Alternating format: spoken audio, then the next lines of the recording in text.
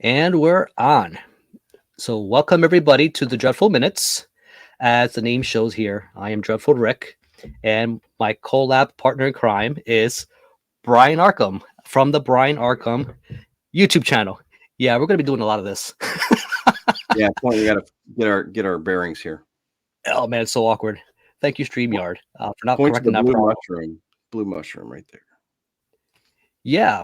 Oh man, I got the what is it? Green. Oh, okay. So We're here. That was an interesting start.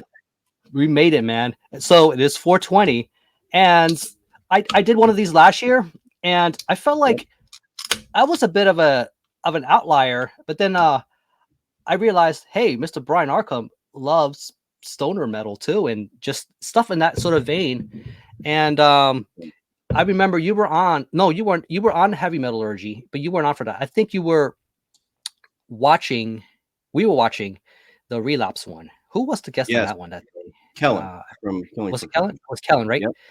And there was this giant void, and I don't think anybody else saw it the same way we did. And there was a particular Bong type of band that was not brought up at any one point. And I'm like, that is kind of a prominent thing. I remember back in the early 2000s learning about this band, Bongzilla, and I'm like, why isn't anybody like they marketed the hell out of this band? And I'm like, they were on the back. Their album covers were on the back of every metal magazine around because Relapse took out those full page back ads. So that's how I learned about them, actually. You know, for Zilla, man, I think people might have saw them as a bit of a joke band, maybe not take them too seriously. Well, totally. Yeah. And I don't know if they take themselves too seriously. You know, you've seen them live, right? Yeah, I just saw them live last summer. Wow, man! Like, you know, I never did. I mean, I've seen footage and stuff, but you know, it's got to be another thing to see them live.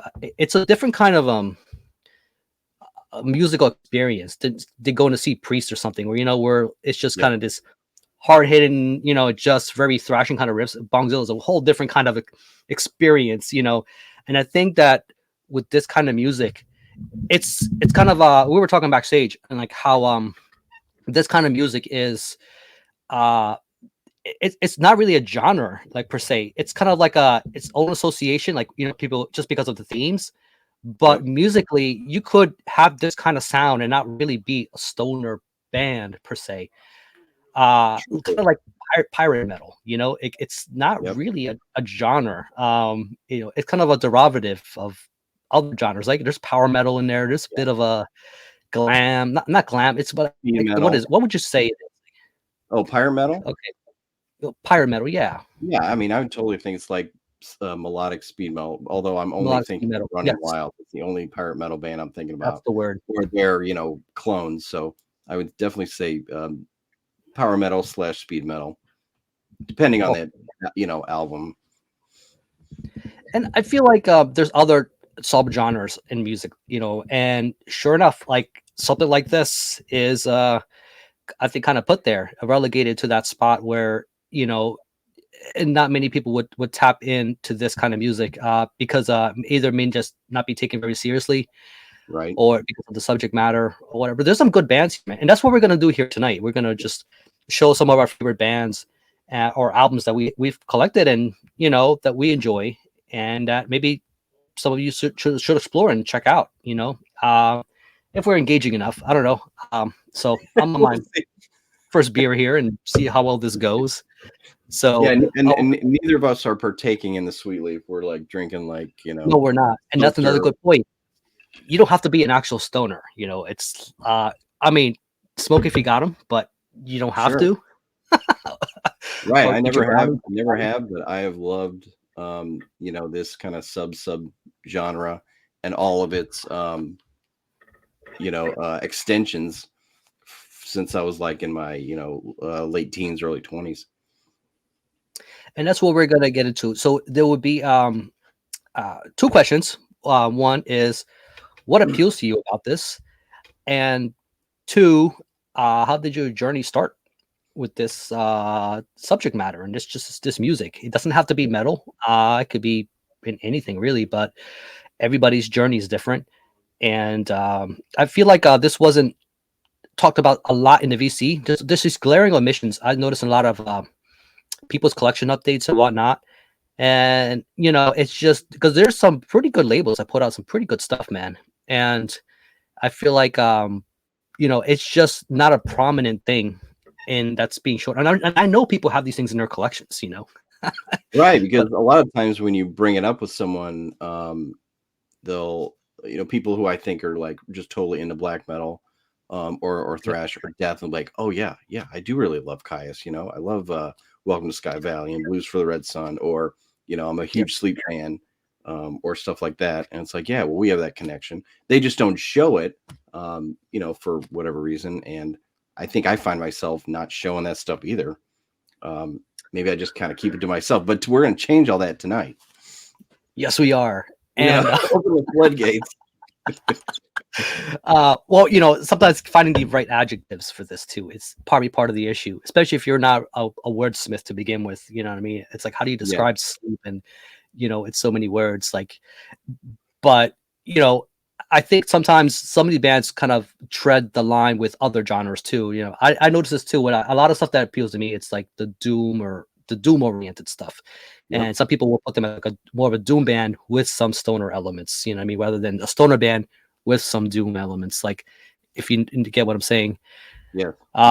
So Brian, there's a lot of different kind of sounds underneath that stoner doom umbrella. It's like it could be desert rock, stoner doom, stoner rock, sludge, psychedelic. There's a lot of bands under that stoner heading that maybe don't sound like a lot like each other, but they're still, kind of lumped in together. You notice this with when you look at show bookings, and sometimes the bands that you think wouldn't work sonically do, just because they have that thing that attached, the subject matter or whatever, that may be good for some gig or whatever. Yeah. So I'll ask the question. So what what appeals to you with this kind of music to begin with, and then I'll give my take, but I'll let you go first. Whoa. Staring at myself now. I think it's just I think it just boils down to the riffs, honestly. If you go back, a lot of it is pretty easy to digest.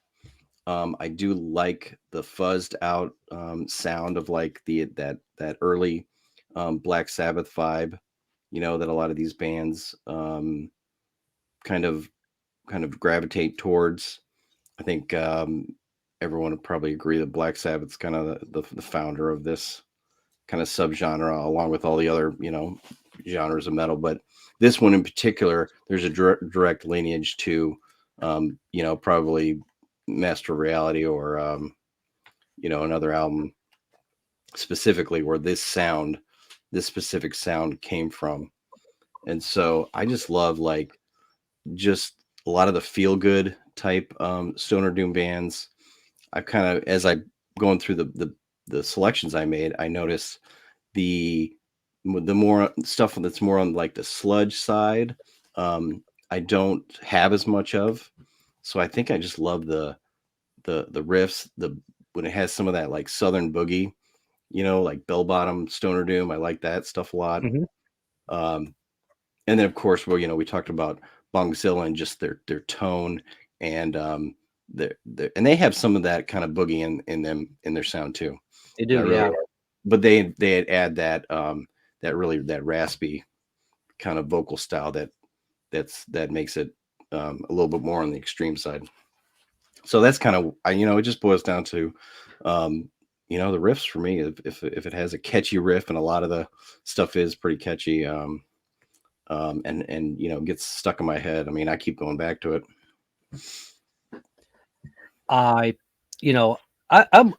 definitely with you on that. I think that I share the same sentiment with why I'm drawn to that kind of music. Like I feel like it's really, I don't want to say it's all about the riffs, but it's very, very, very riff oriented, very riff driven. kind of stuff. Like you said, whether it's desert rock or or leaning more towards metal. I like the thickness of it. Not all of it is. I think that also you don't have to really. It's not very cerebral stuff. A lot of the time. I mean, some of the psychedelic kind of stuff, I kind of try to do a little interesting things, experimentation. But it's not trying to be this big highbrow thing where you have to really because that would be a bummer, man. Like it's like you're trying to just partake and lay back and escape, right? And a lot of times, like the last thing you want is to this is why you don't hear a lot of very serious stoner songs that have to do with taxes. I'm just saying that because like I got crammed in my taxes last minute, like so as we're recording this, so it's still fresh in my mind. That's a sidebar. I did too. We got our files. We got ours filed yesterday.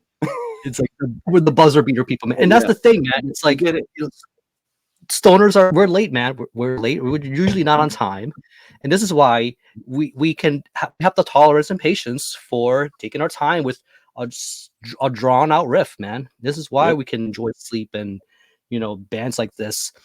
Some people just want the quick, the quick fix and the immediate gratification of that riff, and that's awesome too.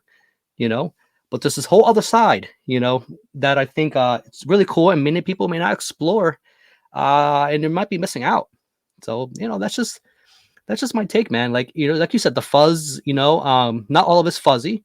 You said, some of it's straight out hard rock, and some of it it's not necessarily overtly stoner or even deals with that subject matter entirely, but it may remind you of it, or just may be appropriate for, I'll listen to something and be like, this is cool for lighting up to, man. Like there's just some stuff there. It doesn't have to be totally obvious, Exactly. This is where we're gonna kind of explore. So part 2, what started your journey? And can you show some examples of particular albums that kind of got you there? I'm sure stuff from your childhood. Yeah, so I'll let you go. I think this might be the very first. This is 94, Corrosion Conformity's Deliverance. Oh, the big fuzzy speakers. Now, is this stoner metal? Probably not. It's probably not. It's definitely got that southern metal vibe to it, with Keenan's vocals and the kind of drawn out, distorted riffs. Some of it's a little faster, but I mean, Albatross was the big song off this. Heaven's Not Overflowing is pretty fast paced. Clean My Wounds, With CLC, can you really put them on one label? No, they're an evolving band. No, you definitely can't. But I think probably the first song that kind of fit into this category was Albatross from this album. Oh yeah. And that was the one I was like, yeah, I really like that sound. It was kind of stripped down. Just a bunch of dudes. Well, I saw the music video. It was a bunch of dudes like out in the desert with their amps and their guitars, Moving on to another one, which is kind of, a big one probably for a lot of people, but Downs, NOLA. Oh yeah. Course. I was a huge Pantera fan. This came out in 90. Was this 95? I believe it's 95. I'm trying to see here. Yeah, 95. I got mine for like a penny in one of those music. Was it BMG? One of those little services. Membership clubs. Yeah, I think I got that. Was one. That was the one, man. It said the dude from Pantera. I'm like, okay. Well, yeah. It sounded nothing like Pantera. Like more. It didn't like again. Pepper does not sound like Dimebag. No. So and obviously that was an influence for this thumbnail for this. Well, yeah, because it's a classic. And again, would this be considered stoner doom? Maybe not, but it definitely has the aesthetic, and it's got that southern sludgy kind of sound. And just like you, I remember seeing the hype sticker on it. Guys from Pantera and I Hate God and Crowbar and COC, and I was like, yeah, I'll check it out. And yeah, this blew my mind back then. We had like a house that was like a split level. So my bedroom was like in the bottom, you know, in like the not the basement, but my window could like get out the front yard. And so I would like take my Discman and this CD and go out at night in the fall. And like just walk around the neighborhood and like smoke cigarettes and listen to this album. You But know, look at the song titles, man. You know, Rehab, Hail the Leaf, yeah, you know, Bury Me in Smoke. yep. Temptations of Wings, Lifer. That's the first one. Yep. Hail the Leaf. Stone the Crow was the first.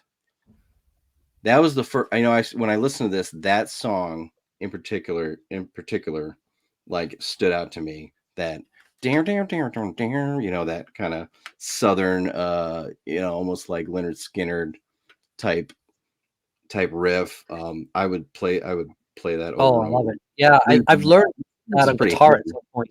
I remember jamming that a while.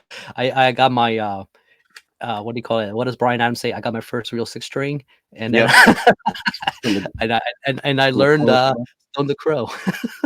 Oh, nice. Well, that's a good starter. You know, and we kind of alluded to this one. Oh, geez. Oh, I was listening to it today. Bongzilla's Marijuana-Con. Oh, yes. Which was advertised on the back cover of just about every magazine. Relapse. And I was like, and this was back, you know, Napster was around. So I finally downloaded this because I thought it was a joke. I mean, Bongzilla, that's kind of, you know, it sounded pretty stupid. I didn't know that. But when I heard it, I was like, yeah, especially the song. I mean, Marijuana-Con is a great Bongzilla song. But Stone Sphere, which is kind of an instrumental toward the end, that song got some big, just chunky riffs that I love. So this was another one. This one, I heard this one and kind of got hooked. You know, this was the one. There's a Muddy Waters cover on there too. Yeah. You know.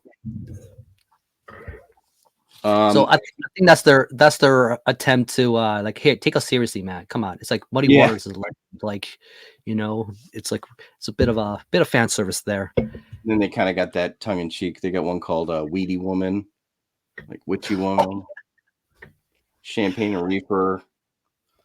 Still remember some of the best song names, man. I got a few I can pull out later in the stream here. It's just so. I got one more.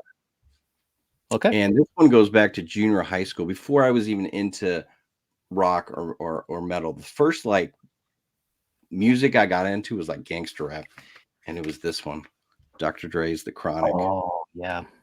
I mean, look at this. I was in 7th or 8th grade and seeing this stuff. I'm like, what? I don't even know what that thing is, but check it out. I mean, didn't he bring that out for the 2001 album? I think the leaf was still there, man. Like he still had the leaf. Oh, did he? Yeah, the 2001 album. That was like his. He took a long hiatus. Yeah, I think it's there. He kept the leaf there, and that's a good one, man, because that got heavy airplay. You know? Oh yeah, nothing but a G thing. Let Me Ride. These Nuts. These Nuts is a great.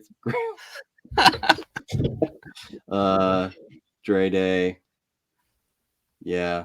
This kind of started it. This is a massive album. I'm sure sales went up, man. Like people were just buying dime bags left to right, and you know, it just and 40s, man. 40s was big too.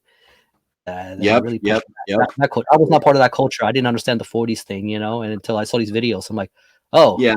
That's I mean, I didn't either, but Boys in the Hood, I think that that movie came out and you kind of got an idea. Or there's a couple others that kind of, you know, gave a look into that kind of, you know, genre. That was my start. I would say those couple there. That's pretty good, man. I also it's important to note that we're pretty close in age, so we have like a very similar trajectory of years. You know what I mean? Like if there was like a 20-year difference between us, like I would probably be showing like maybe stuff from the 70s, right, or the 80s or something like that. And you know, but we're 90s kids, man. Like we were teens in the 90s. Yep. And this is so whatever was happening at the time. So this is why it makes sense what we're showing. So Anyway, and because you mentioned that, BMG, right? Columbia House, yeah. like that's how you got a bunch. I mean, I know I got this one from BMG. I got a bunch of these in my collection from those kind of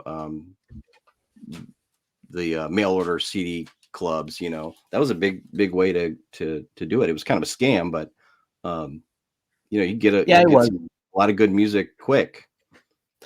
You're twirling your little mustache, going ha ha ha! I got them. I got it. That's for a penny. And next, by the time you do the math in the end, you're like, oh, it's like I guess I'm the sucker and all this. And especially if you forget to because you give it like suggestions or whatever it is, they'll automatically just mail you whatever. Sometimes you get something good. Yep. That's how I got like my first LA Guns album. Like I didn't order this. What the hell is this? You didn't send that card back in time. That's what it was. We're stoners, man. We're late with everything. I was gonna get to it. I was gonna tell you no, I didn't want that. You got to put a stamp on it. There's another 40 cents or whatever it was. Oh, thanks. And not having a driver's license too at the time, it was too young. It was like, so everything was in order, like helped a lot. Instead of asking moms to like, can you take me to Tower Records, like so I can get that Cannibal Corpse album? Yeah, it didn't fly too well. So okay. What was your humble beginnings? Okay, so I'm gonna pull a couple things here, and well, let me start with the hip hop one since you pulled that one out, but mine's a little different. I remember, you guys remember Black Sunday was huge, but I actually started with this one, with Cypress Hill's debut.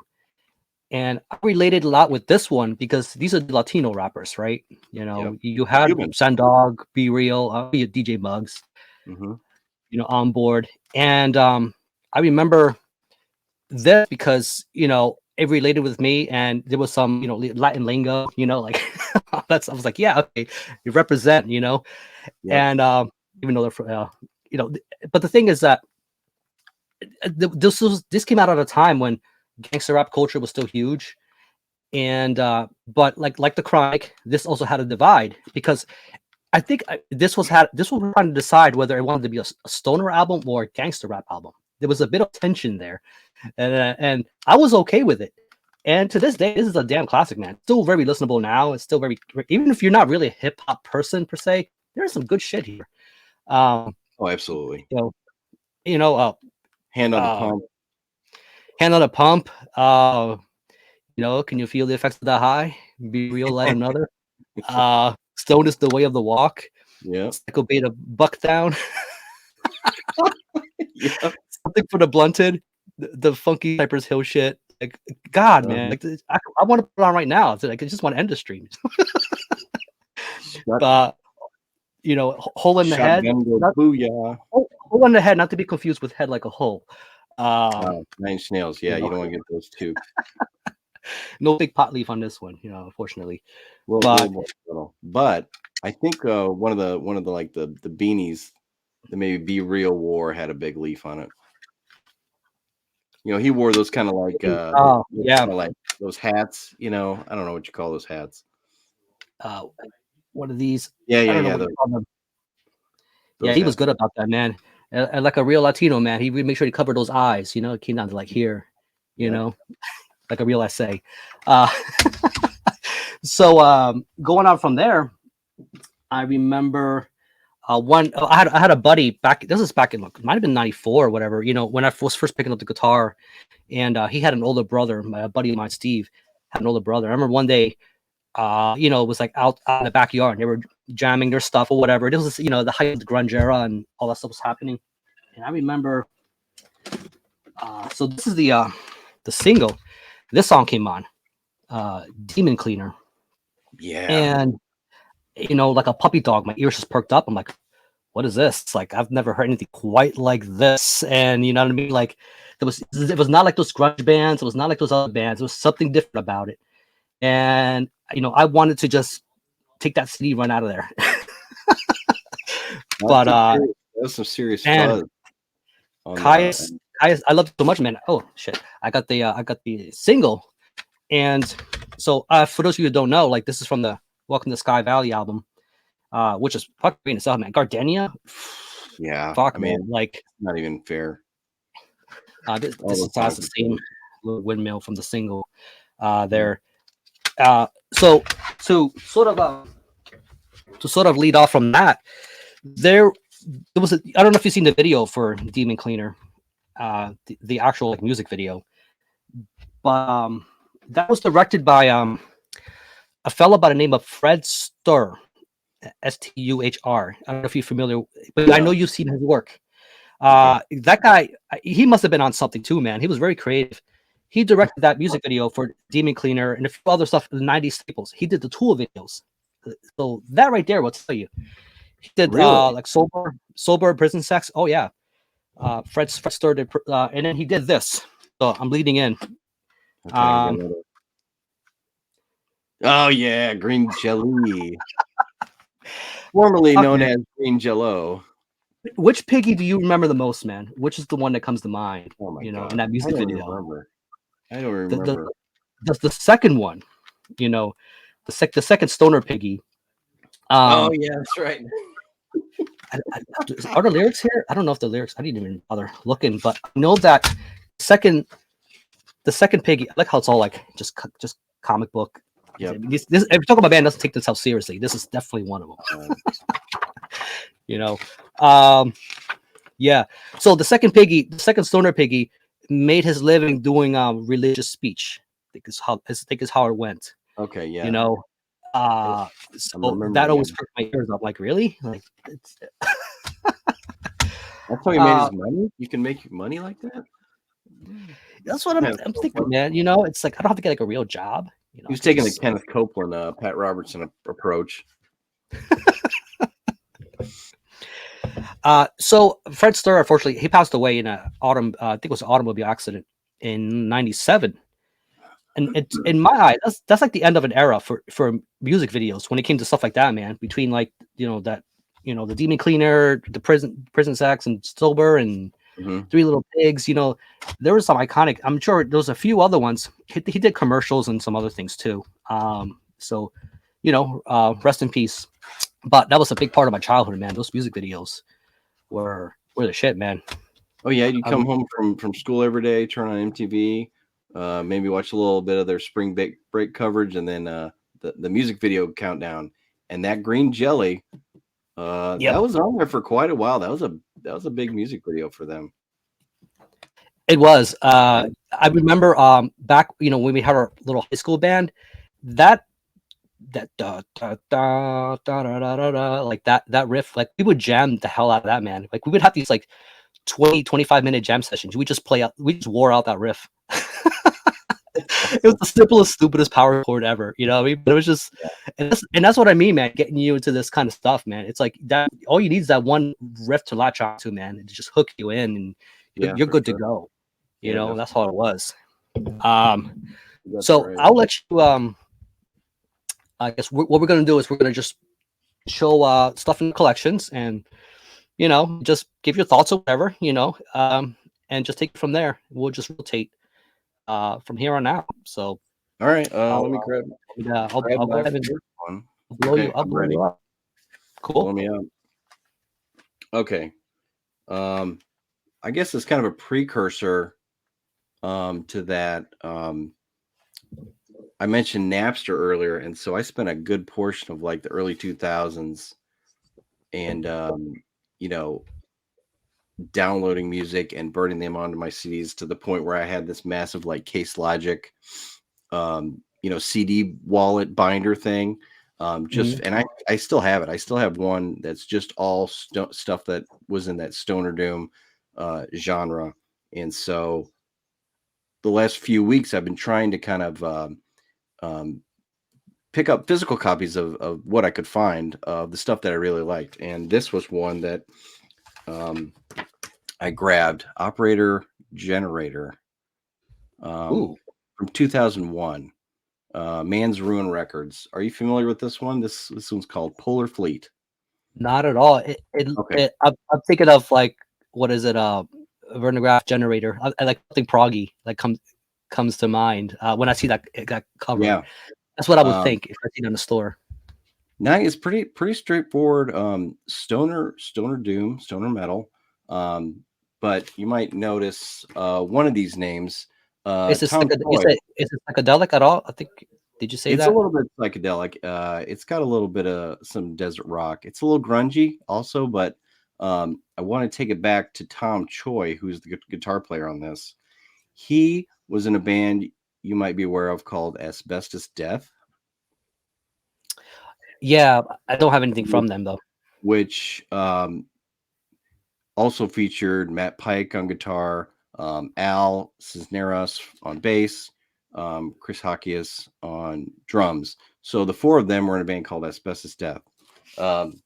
Actually, yeah, I won't grab it, but so those guys, when that project broke up, they went and formed Sleep. Tom Choi went and did start a band called Noothgrush, Okay. which is more like sludge. He also was in a project called It Is I, which is more like industrial sludge. They had an album come out in '94 called Evolve. It's really good. Anyway, this is 2001. He's back to like doing stoner. And this is a 4-piece. In my mind, this is kind of like one of those criminally underrated albums from the early 2000s. In fact, Mike Scheidt recently did an interview with Revolver. I don't know if you saw that, where he was kind of going through like 10 of his most influential Doom albums, and this is one he mentioned. So he talked about Cathedral a lot. I think is that the one? Yeah, yep, exactly. He's Cathedral was one of the first ones he talked about. Later in the video, he goes into how much he enjoyed this Operator Generator album. Oh, see, I didn't know what he was talking about. When we brought that up, it's one of the things Yeah. like, I'll make a mental note, and I just never got back to it. Well, yeah, there's Damn, so much to check out. But this, well, of course, and it is on Man's Ruin, so that was a pretty big stoner label out of San Francisco, California. But yeah, the riffs on this are just so punchy and groovy and catchy. The vocals are really almost like poppy, kind of. Okay. It's got a bit of a grunge feel to it sometimes. And when I say poppy, I mean I just mean this. The hooks are really catchy. You know, the vocal hooks on it. So I would highly recommend anyone who's into like sleep to check out Operator Generator. Yeah. It's kind of it's something I wouldn't know. Like, seen in the store, I would think it's something proggy or just like all outright psychedelic. Yeah, I mean, it's. I would not say it's proggy. Okay. But it's got some really cool songs, and it's one of those one and done bands. You know, they did this, and that's kind of it. They did have an EP in 2000, but most of those songs, I believe, are on this. So it's not. I found this like used in like a used like CD distro. I maybe they didn't know what they had, because I think this goes for a little bit. It's not in the best condition, but it's pretty cool to have an actual copy of this. But yeah, go check it out on YouTube. Operator Generator, Polar Fleet. It's excellent. I definitely will. Yeah. Stoner from the early 2000s, 2001 to be exact. Especially like you said with the ties, you know, with Matt Pike and Sleep. Yeah. And, you know, yeah. it's like, fuck, man, like that's totally up my alley. You want to pull out one more, you know, before? Oh, sure. Well, yeah, we'll do two. Perfect. And I'll continue with the sleep connection here with Ohm's Conference of the Birds. Oh yes, and you talked about them a lot. I recall. Yeah. So Ohm is Al from Sleep and Chris from Sleep, bass and drums. When Sleep ended, they got together and put a project together called Ohm, which is the Hindu rhythmic ritual word used during like meditation, which kind of makes sense for this band. It's kind of like the stoner doom version of the Doors. It's very meditative and spiritual.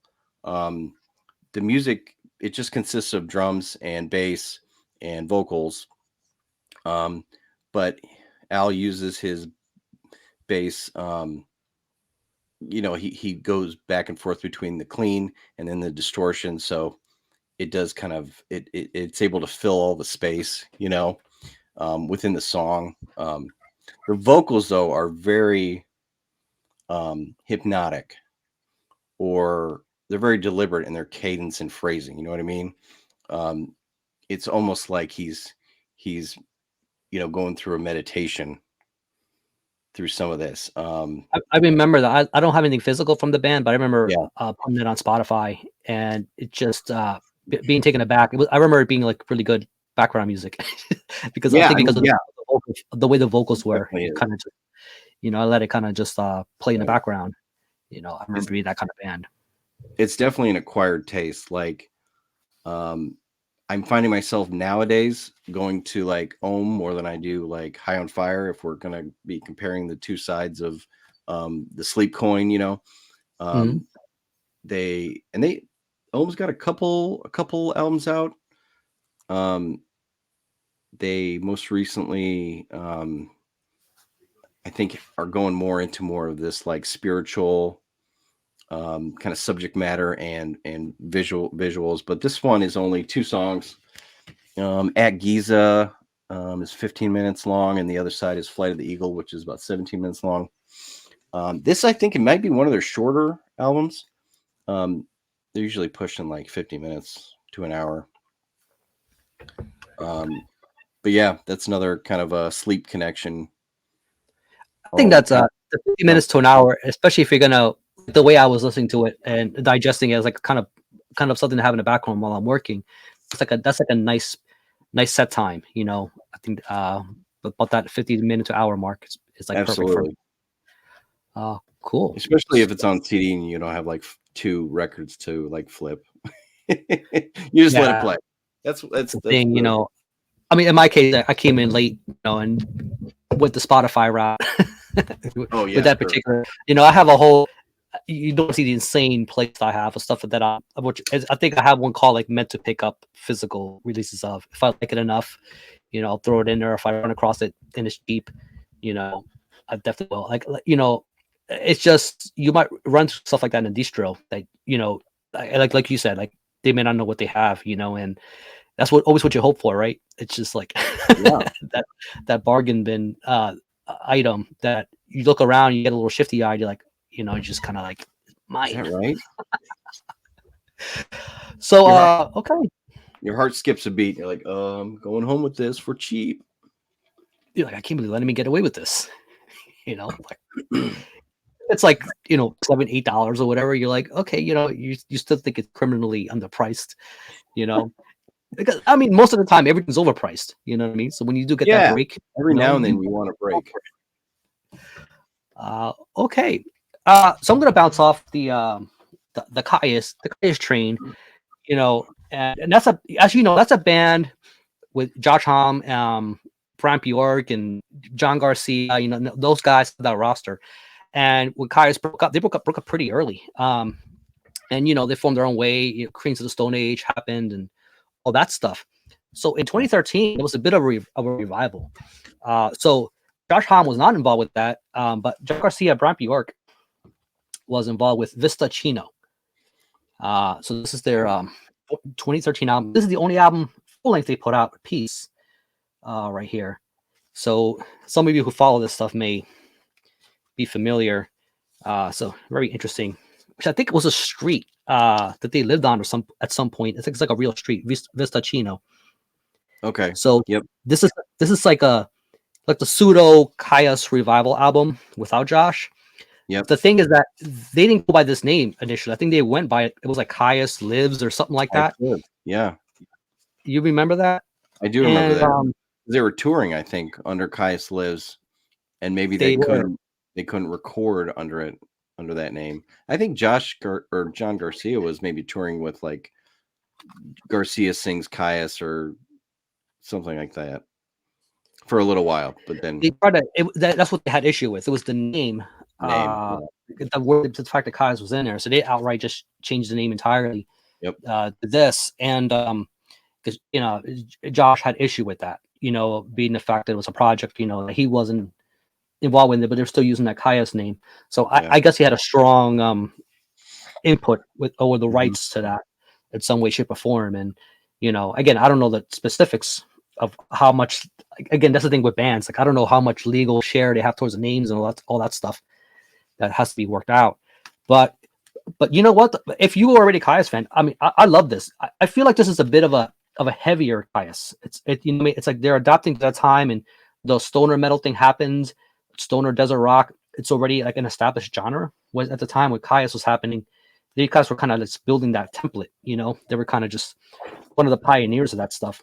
Yeah. So by the time this came around, you can hear some of the influences, of that time. It's just the fact that they were involved in a bunch of other bands. I think it just developed more of their sound. But if you're looking for like more Caius, and this is probably the closest you're going to get to with those guys and where they went. But I think they're actually officially split up. So I don't think we're going to see another Vistachino album, unfortunately.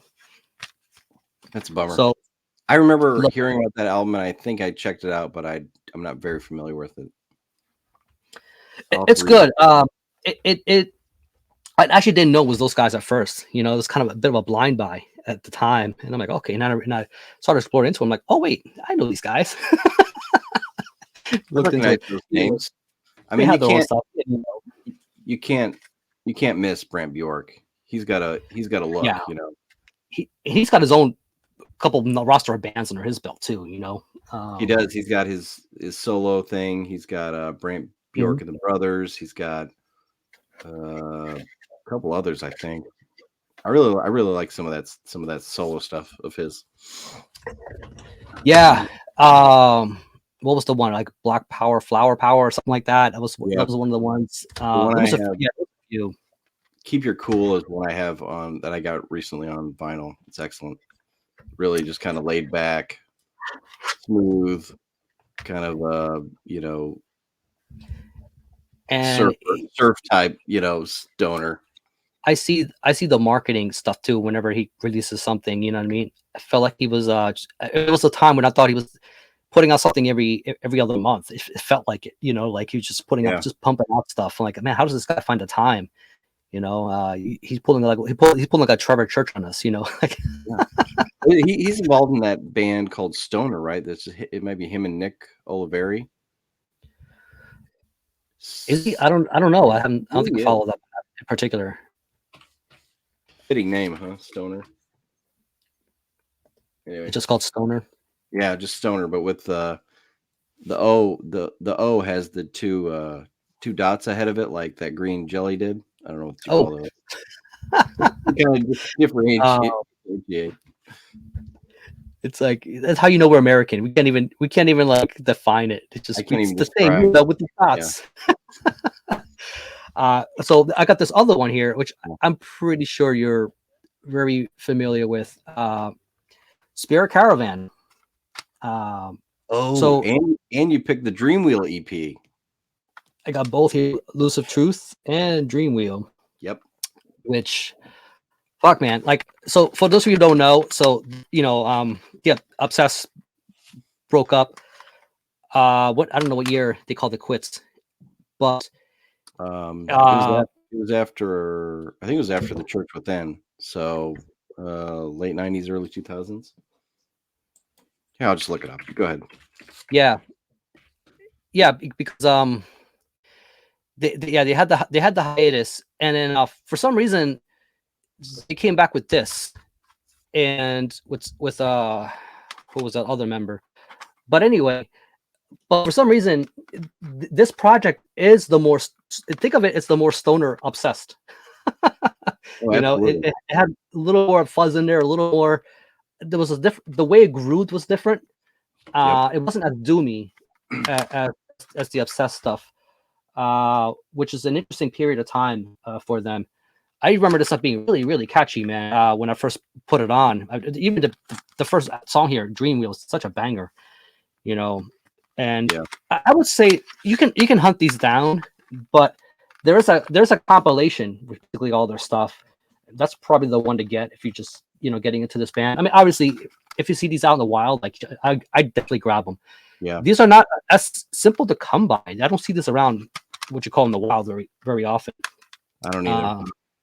I think that compilation is called The Last Embrace, and it's kind of a like a compilation of the first two albums and then the EP. It's like a red cover, right? It's got like the sunset or whatever. And that's a good one. That's the one I first caught on YouTube, and I was like, man, this is some good shit. I gotta hunt the rest of the stuff down, and I eventually found these, and I'm glad, man. Because this guy Lionel, man, this guy, he's another like legend, in the underground, who's been doing this since the 80s, right? Like he's been doing this for quite a long time. But I was just taken aback, the little more stoner direction they took with this during that period. I mean, it went back to what you call more just traditional doom direction.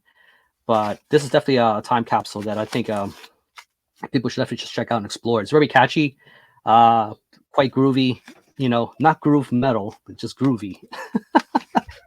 Love the riffing on it. Really, really cool.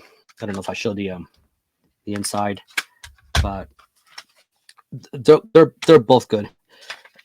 And here we go. Look how psychedelic that looks. Oh yeah, totally. Great, yeah, that's a great pick. And I gotta tell you, there's a track on the Dreamwheel EP that may be my favorite wino written track, and it's called Sunstoned. Yes, and that song, that riff is perfect from start to finish. They got that amazing solo toward the back end that kind of just carries it out. As they kind of fade out. That main riff though is just perfect. It's a perfect stoner doom riff written by. I wish they would have revived this in some form, but it probably won't be the same. I think it was just one of those, like, it's just a magical moment in time for them while they were in that hiatus, and just trying this thing out. Really interesting. But I still urge people to check it out and explore. This is like, if you think it doesn't sound exactly like The Obsessed. I mean, obviously there's a lot of similarities. Sure. But to me, this is like, it's quite. It's like, to me, I find it more catchy. It's just overall. If you're not like a big doom nut, but you like some stoner stuff, this is one of Scott's projects. I think that you dig. Yeah, totally agree with that one. All right. Oh man, it's my turn again. Okay, well, I'm gonna go with some new stuff just because that's kind of how I have it. Taste out here. Another twofer. Dubuque, Iowa's Telekinetic Yeti. I've talked about them before, maybe in a live stream or something, and I try and kind of push them as much as I can if I find someone who's into stoner metal.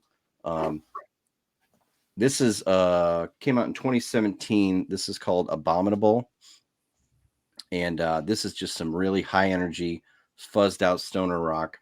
A lot of psychedelics, a lot of extended jams. It's just a guitar player and a drummer. A guitar player also sings, but it's a lot of it's instrumental. I'd say about 75% of this record is instrumental. There are some songs that they, include, vocals, but it's really used sparingly. But for a two-piece, they really pack a punch. The guitar player, again, kind of like Al from Ohm. He uses distortion or cleans and feedback and reverb and all those kind of stuff on the pedals to fill the space. Really interesting. And is that autographed? Oh yeah, it is. Yeah. I got Alex, who's a guitar and vocals, and then Tony Dreyer, I think his name is, drums. I saw them. They were on tour with Black Label Society. Okay. And I saw them at a show. They actually opened, and this is actually a pretty stacked lineup. So they opened, and then Mothership from Texas was a really cool. Love Mothership. Yeah, Mothership was there. Witch Mountain was there, and then Corrosion of Conformity actually played. It was like an anniversary of their Deliverance albums, so they played a lot from Deliverance, and then Zach and Black Label went on, so that was an amazing show, and they blew me away. Telekinetic Yeti did, as it just a two-piece. They blew away most of those other guys. They play with so much like just ferocity and energy. I absolutely loved it. And the great part was like they're from Dubuque, Iowa, which is not too far from me, a couple hours. So they would kind of when they would tour, a lot of times they come fairly close, which is great, and they toured a lot.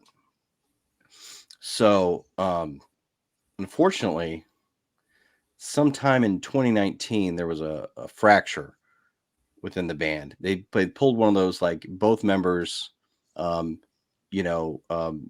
ownership of the band name, right? It was one of those like Queensryche or Immortal. Oh man, that sucks, man. I hate when yeah. So it was. I remember reading that on Facebook. I was kind of bummed. Over time, they came up with an amicable agreement where Alex, the guitar player, kept the name. Anthony, the drummer, formed another band. But he was kind of given this like severance package of all the material that they had written for the follow-up. And so that became this project called Twin Wizard. Get in here. So this is Anthony's new band. He got Brand Van to play guitar and do. I got vocals. some E-Man vibes looking at that. It's like Castle Grayskull, like towards the bottom there. Yeah. A little bit. Unfortunately, I only have the cassette, so I can't like show a really good picture. It is pretty cool artwork. Yeah, it does look cool. So Brad Van, I don't know if you're familiar with Droids Attack, but he's in that band. This is called, Oh shit. Yeah, I found them. Forgot about that band. They're good. Yeah, me too. Until I kind of stumbled upon this. And this it's just a continuation of Telekinetic Yeti. In fact, going through the song titles, there's Ghost Train Haze, Sky Burial, Smoke Wizard. So it's got to be good. Cult of Yeti, Ghost Rider, Apothecary, and Electric Yeti. So they're going heavy on the Yeti references on this thing. No kidding. But I don't know how they got like the same. I understand that the songs are going to sound, like Telekinetic Yeti because they're written for Telekinetic Yeti, but they also really match the sound of Alex Bauman's, guitar playing. Similar vocal style. In fact, this is more fleshed out to traditional like songs as opposed to a lot of instrumental stuff. I thoroughly enjoyed this and was really happy to snag a copy. And I think when I got this, or when I came upon this, I listened to it for about 2 weeks straight. In fact, I listened to it twice today. It's relatively short, like. So who put that out? Does it say who put that out in the back? I think the cassette was independent. No, that's not true. That's not true. I think the vinyl was independent. Old Magic Records is what it came out. Old Magic Records. Yeah, I've never ever seen that or ran across it in the wild or in any distro store anywhere. Like that is. I'm curious. Really cool. Extension of Telekinetic Yeti. And the great news is, Alex, is continuing Telekinetic Yeti. He's got a drummer. They just released a single for their forthcoming album that it's going to be released, I think, in a few months, maybe. I forget what it's called, but it's already like on Amazon. So go check it out. You can pre-order it for like less than $20.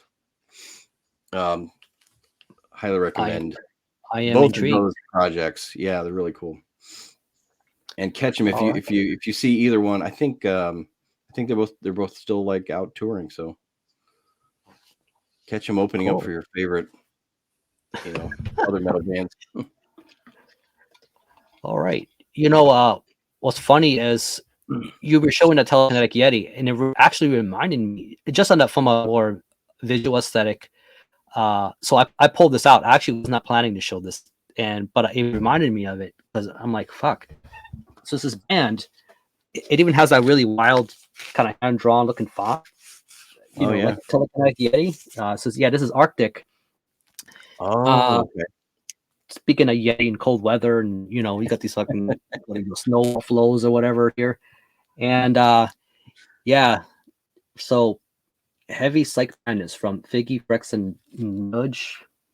Not sure what they're going with that. So this is a cool little white vinyl. I grabbed this at the record store at one point. So this band, it just came out in 2016, and this is their only. Apparently, they're still active, but this is the only thing they've put out so far. And although they sound nothing like Telekinetic Yeti, they're more of they really nailed the 70s sound on this. I know that could be something that could be said a lot with a lot of these bands.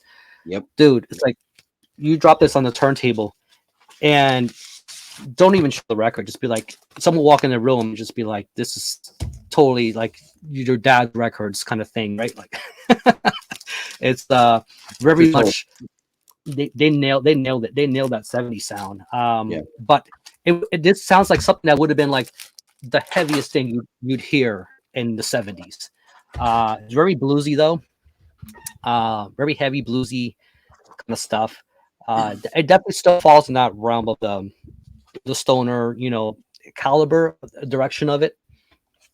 But very well performed. These guys definitely know what they're doing. It sounds very mature. I don't know much about the I guess the name Nuge, Frex, and Figgy must be the members here. I didn't follow too closely, but it must have been. You can tell they've been in a million other bands or something because their performance is very mature, very very honed in, and very precise. Despite still being loose enough to categorize the stoner element of it, if that makes any sense. But yeah, so again, it's one I don't see talked about too much or shown around, and you know, it was a very pleasant surprise, you know, kind of grabbing that one. So I have seen that cover. I don't think I've checked out the sound yet. Okay, I might have maybe run across a Bandcamp or something at one point, but it's not something that, you know, I never hear anybody bring up or talk about. Yep. Outer Battery, I guess. Here we go. So if you're familiar with them, I don't know them at all. So let me pull out one more here. So this is a good one. So this is a band out of Texas. Are you familiar with Warlung at all? Somewhat. This is one of those heavy psych. I might pull a few heavy psych sounds because heavy psych sounds. Yeah, man. They got. Oh, there's one of those. They're based out of Italy, and they're one of those labels where you can kind of just close your eyes, pull anything, man. Especially if you're already into this kind of thing. Yep. You know, they have quality bands on there. So this is the latest thing they put out. Optical Delusions, right here. Came in this nice, elegant pea yellow. Delightful. And yeah, so to describe these guys, it's kind of like it's got a bit of a retro sound, not overly retro. It's not like that Arctic, but the melodic sense, especially with the singing, it reminds me of I was gonna say Blue Oyster Cult, but why not? You know, it reminds me of Ghost. Okay. It reminds me of, if you like Ghost, like if you like that cadence of singing, there's moments like that, but then it's also offset by a bit of the more what do you call it? A little grungier, stonier kind of singing. Like this dude can do both sides of it when it comes to it. So there's a bit of variety. What's the one song? The Scorpion in the Sand, the second track is probably my favorite. So catchy, man. This is definitely a band to keep your eye on. This is already the third album. You know, so these guys have, you know, they're not like new kids in a block, man. They've been on a little while, and definitely encouraged to check it out. As a matter of fact, so I grabbed the vinyl. I liked it so much. I actually got the tape here. Look how retro that looks. Oh, yeah, with the Dolby. I love these designs. Yeah, it came in this like pretty cool, sort of purpley blue. I mean, look at that, man. That's a pretty... Hey, look at it's another Old Magic Records. Yeah, look at that. All this thing, man. It's the same label that did the Twin Wizard. Oh, yeah. Okay. Same thing. Old Magic Records, yeah. So you know where I picked this up? So I got it from Deontay's store, Hollow Ground Distro. Yeah, so I checked before the stream just to verify, but it's still up for sale. He still has copies up. So this is a gem. I mean, sometimes you never know with these little distros, like what you run across when you're looking for stuff. Mm-hmm. There might be some stuff like this lurking within all the other stuff that bigger no-name bands, but this is definitely a gem. So I would definitely encourage checking this out. So if you're looking where to get it, Hollow Ground Distro is one place to get it.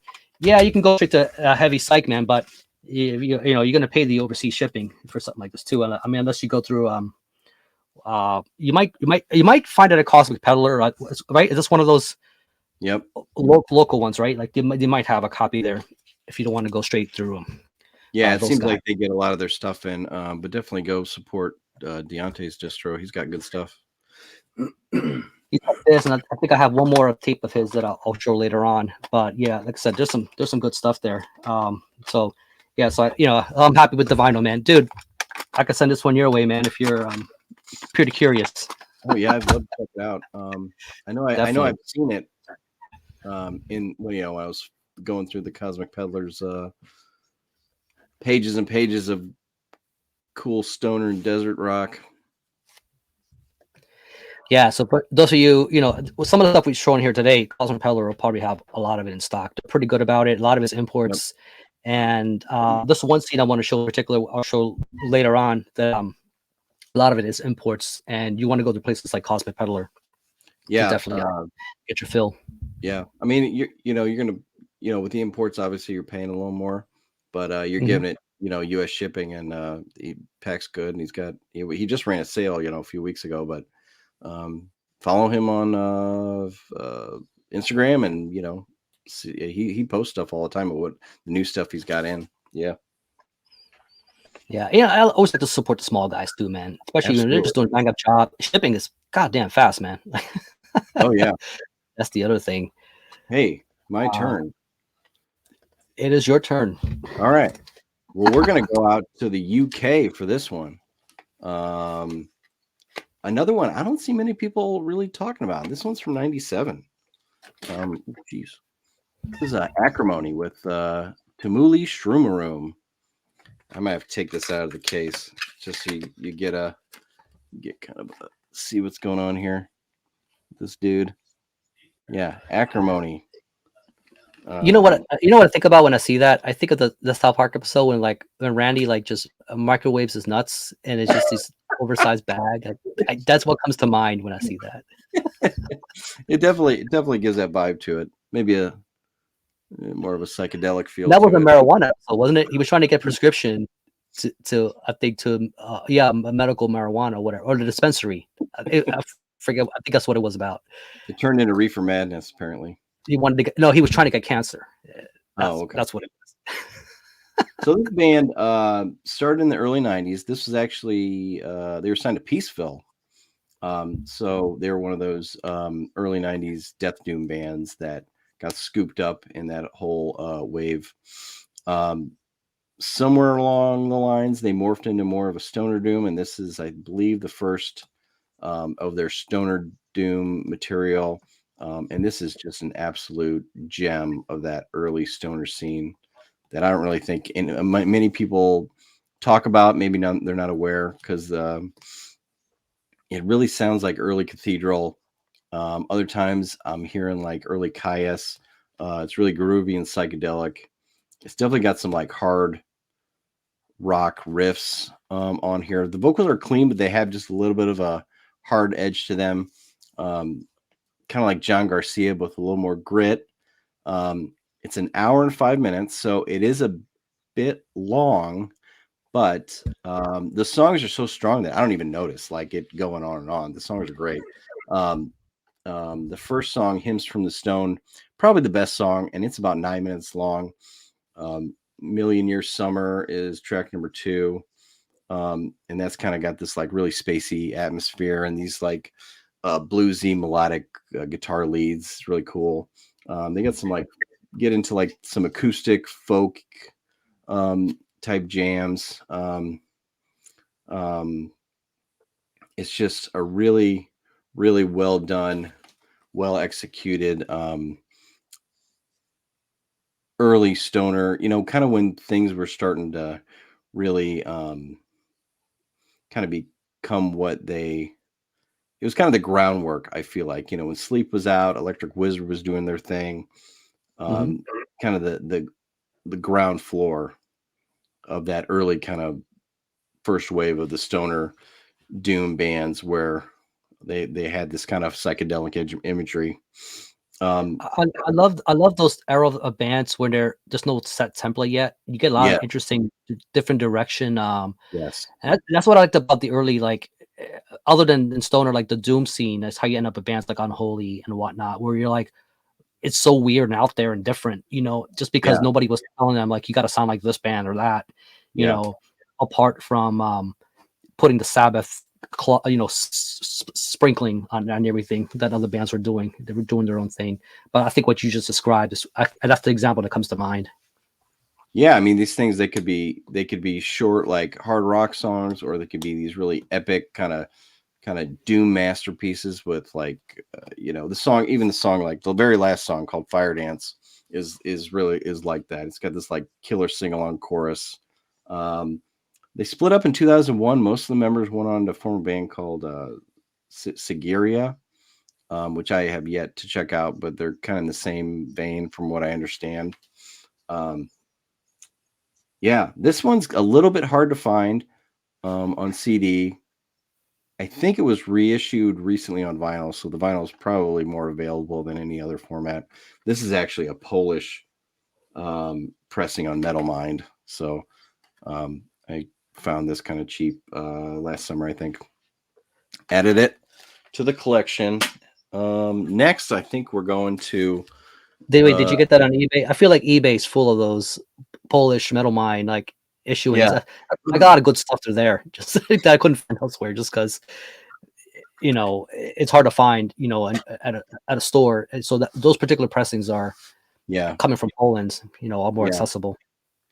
I actually bought it from a private seller, like a guy who's he's in like a cassette trading buy sell trade group on Facebook, and he's located in Poland.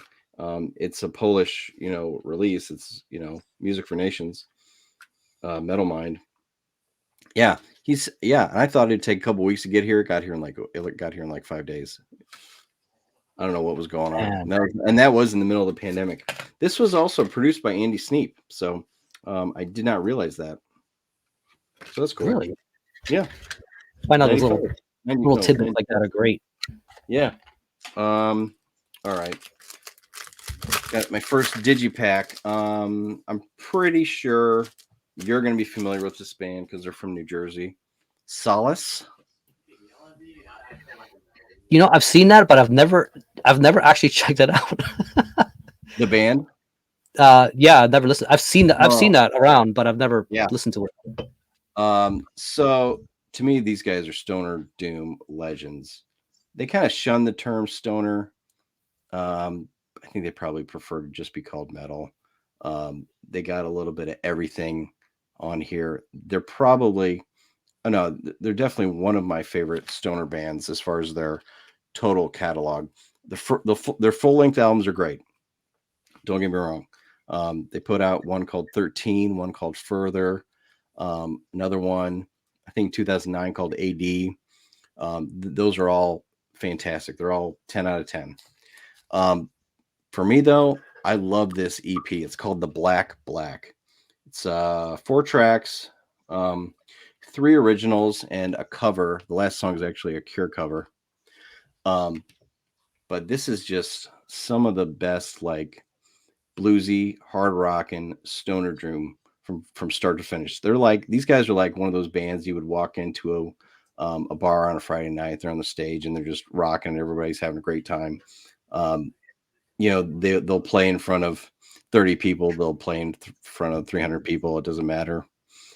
They just love being up there on stage, you know, just bringing the riffs.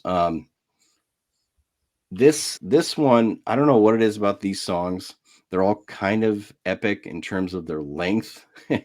um, the Just first having song, the guitar in the cover already, like, that's a yeah, teasing thing to tell you it's going to be very guitar yeah, driven, bluesy. I just get that whole absolutely, vibe just looking at it. yeah.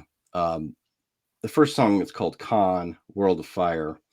Um, Probably got one of the best guitar riffs of their career, in my opinion. I cannot get enough of this song. Wow. Um, it's fantastic. I play every time I hear it, I'm like, you know, doing air guitar. I don't know how to play guitar. I don't know anything about it, but my fingers are moving though. Um, and like I said, all these songs are pretty long. That song's 7 minutes. Second song is about 8. The Devil's Clock, track 3, is about 13 minutes. None of them feel long or meandering at all. It's like every note, every lead, every vocal line, every drum fill, all of it feels right.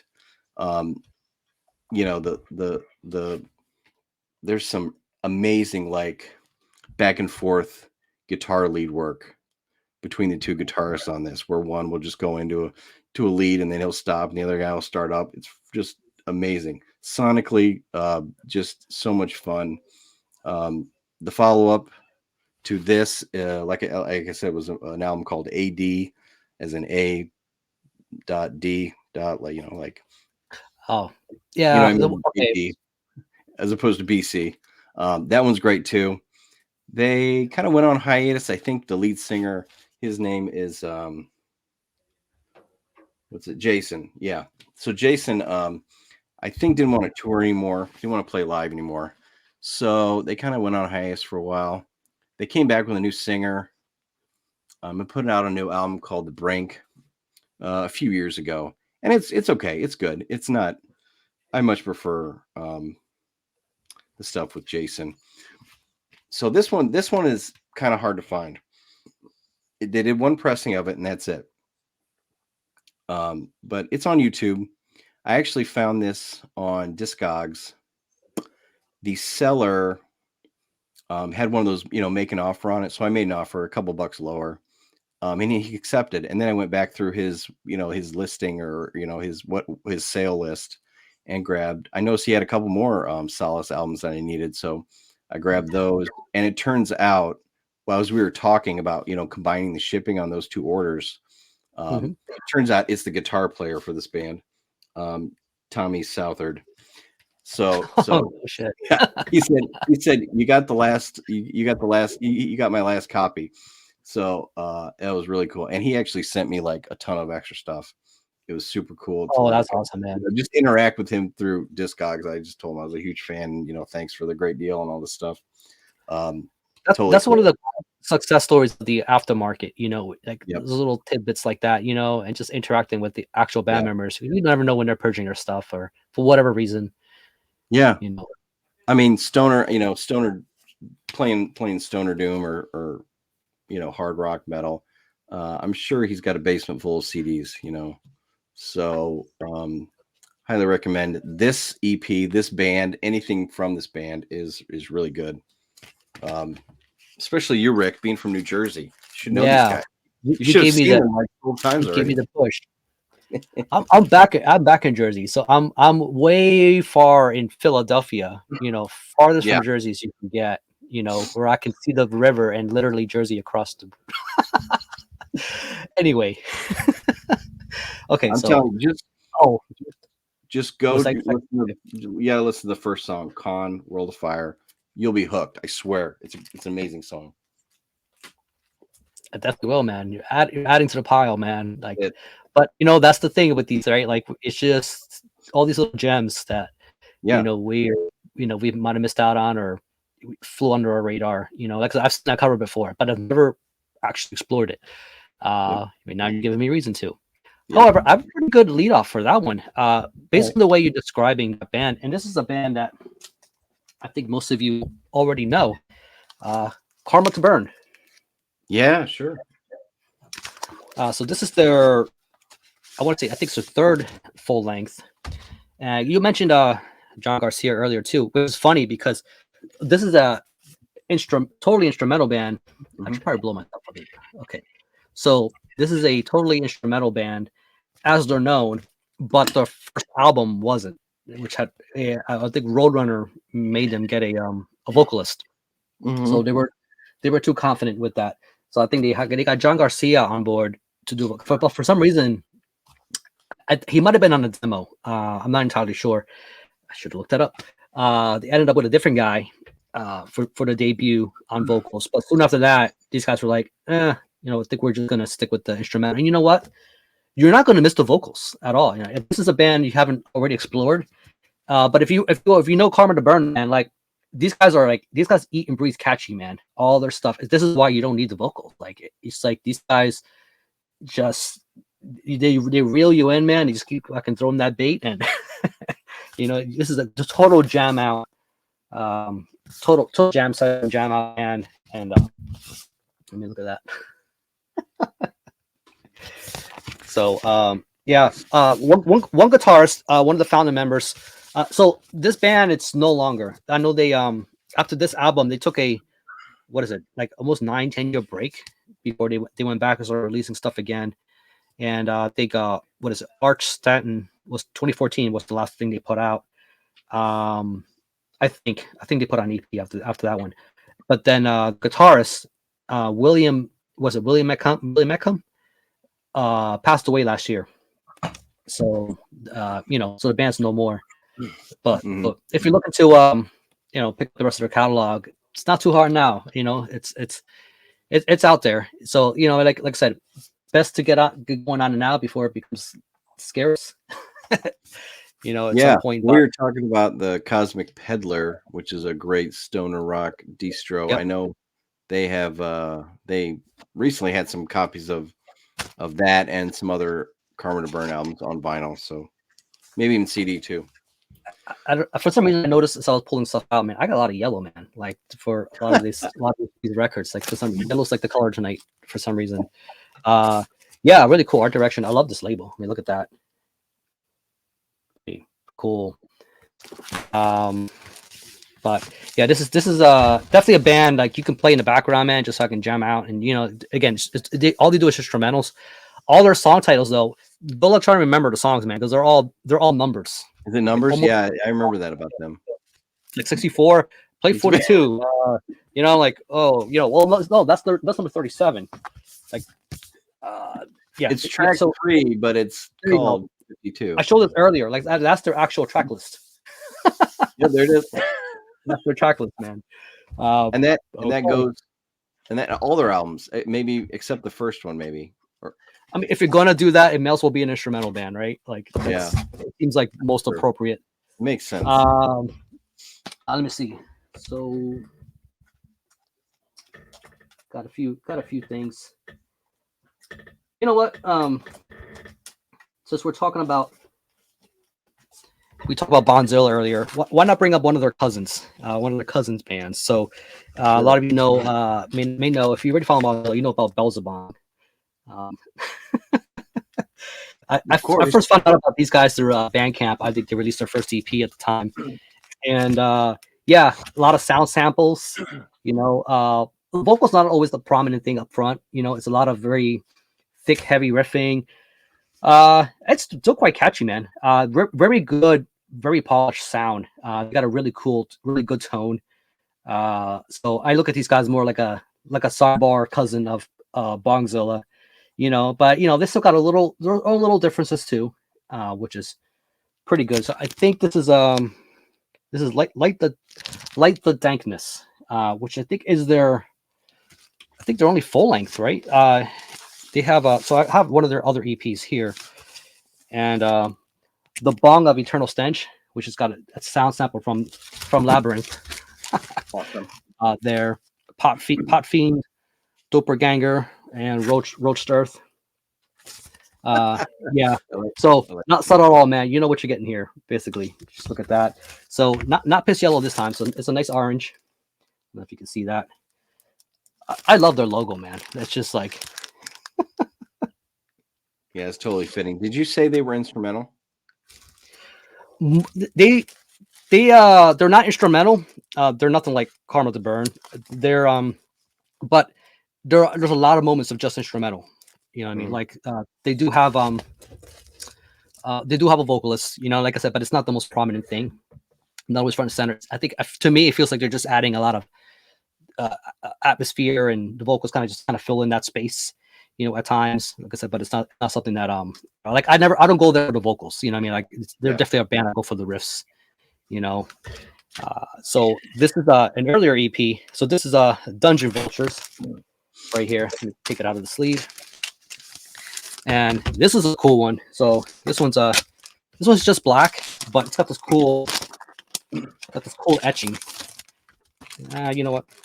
Screw it. I'll just pull it. Hopefully it fills up on with the lighting here. So that's basically the cover here. Oh yeah, I can see it. Oh yeah, I like it. It's got the cool, man. I like that the bearded wizard. It's the dungeon vulture. So there's a story to this one.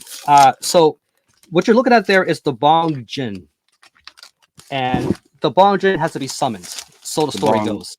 The Bong Jin, as in DJINN, like the Bong Genie. The Bong Jin, JINN. Yeah. Yeah. Look at these guys, man. You got really interesting names too. We got a cheesy dude, sheepy dude, alfy dude, and a Fallony dude. Just a bunch of dudes, man. Oh yeah, you got a little inspiring Sabbath logo there. You notice something? Oh yeah, the angel. Oh yeah, man. You know, just give it a bong and you're good to go. So there's a limited run of this one, which is going for stupid money. Obviously, at this point, I think they made only like I know it's like 50 or less, and it comes with an Ouija board, and that's how you summon the Bong Jin, according to this. So that's part of a special packaging, limited run that they did for this. So if you want to, I mean, you have to go to like Discogs or something, and there's like a picture of it. So you got to click on that edition of this. You'll see the actual Ouija board that they packaged with it. And damn, man, I wish they would have reissued that and with the Ouija board along with it. Because if they're going to go through all this trouble, like fucking etching and everything else, that kind of fans would definitely jump all over that. I know I would. Nice touch. But yeah, I mean, if you like Bongzilla, I mean, these guys are kind of a no-brainer, you know, like if you like that kind of thing. But again, they do have their own little quirks, own little differences along with it. But I feel like they're in that vein. And again, you know what you're getting. Just look at that. Yeah, so no question about it. So, Brian, yeah. For you, if you're into Bongzilla, that's that's definitely one that I think you should definitely explore. Probably a no-brainer. I haven't. I mean, I've heard of them. I just haven't checked them out yet. But we're talking about Bongzilla, so we're going to talk about another Bongzilla related band. This is Aqualonian. You familiar with Aqualonian? This is actually a split between Aqualonian and a band called Solace from Pennsylvania. So Aqualonian. They're a local band. To you, yeah. So after a Marijuana Con came out, Bongzilla went into a bit of a hibernation of sorts. Now the drummer and the guitarist kept making music together, and they formed this project called Aqualonian. And this is the only thing they released is the split with came out in 2010 on what's it called? Choking Hazard Records. And so this is just some big fat chunky riffs rolled up and like smoked through a stoner's bong. Now, as opposed to like the raspy type vocals on Bongzilla, here it's mostly instrumental, but there are a few parts kind of in the middle that they use some clean vocals. But it's a really nice like sludgy cousin to Bongzilla that I don't see anyone really talking about. It's kind of a long lost split. This is all they ever did. eventually we know, last year, the year before, Bongzilla reformed. Now they're putting out new music again. Mm-hmm. This was something that I definitely sought out, because Bongzilla ended. A couple years went by, and I was like, Metal Archive started being prominent, and I would go and try to find out what those guys were doing, like Meal Boy, and this was a project I found and really liked. So it's just one song from each band, and they're both about 30 minutes long. It looks very death metal. If I ran across that, I mean, look at that. I would think that's a demo, like some kind of death metal demo. Yeah, it's just like just pencil drawing. They probably go together. But Solace from Pennsylvania, they have they're more of a pure sludge band. Whereas the Aqualonian is more of, just like that fuzzed out stoner stuff. But Solace has some pretty prominent, or has some members in some pretty prominent bands like Fistula, Sons of Jor-El, and King Travolta, if you're familiar with any of those guys.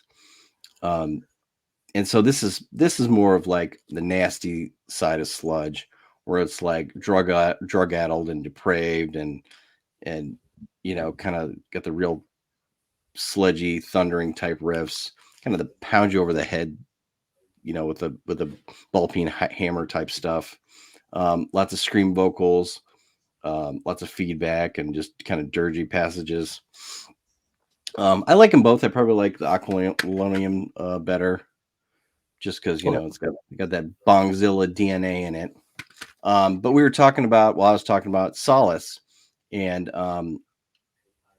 as I was kind of looking into this band and what else they did, I realized that Tommy Southard, the guitar player from Solace, actually joined this band kind of later in their career, or after this was recorded. So kind of a connection to Solace. Anyway, cool split. I mean, I think if you like Bongzilla, you should definitely check out this split. I think it's pretty cheap to get on Discogs if you. And I think that we haven't talked like a whole lot about the real dirty, sludgy side of this genre too much, other than maybe Bongzilla. But like you said, that's another good example, of the kind of stuff that we tend to enjoy. I mean, not everybody's going to be into it. I mean, some people may like the straightforward rock kind of stuff and abstain from the real dirty stuff. Yeah, I mean, there's a huge difference between Caius and I Hate God. You know what I mean?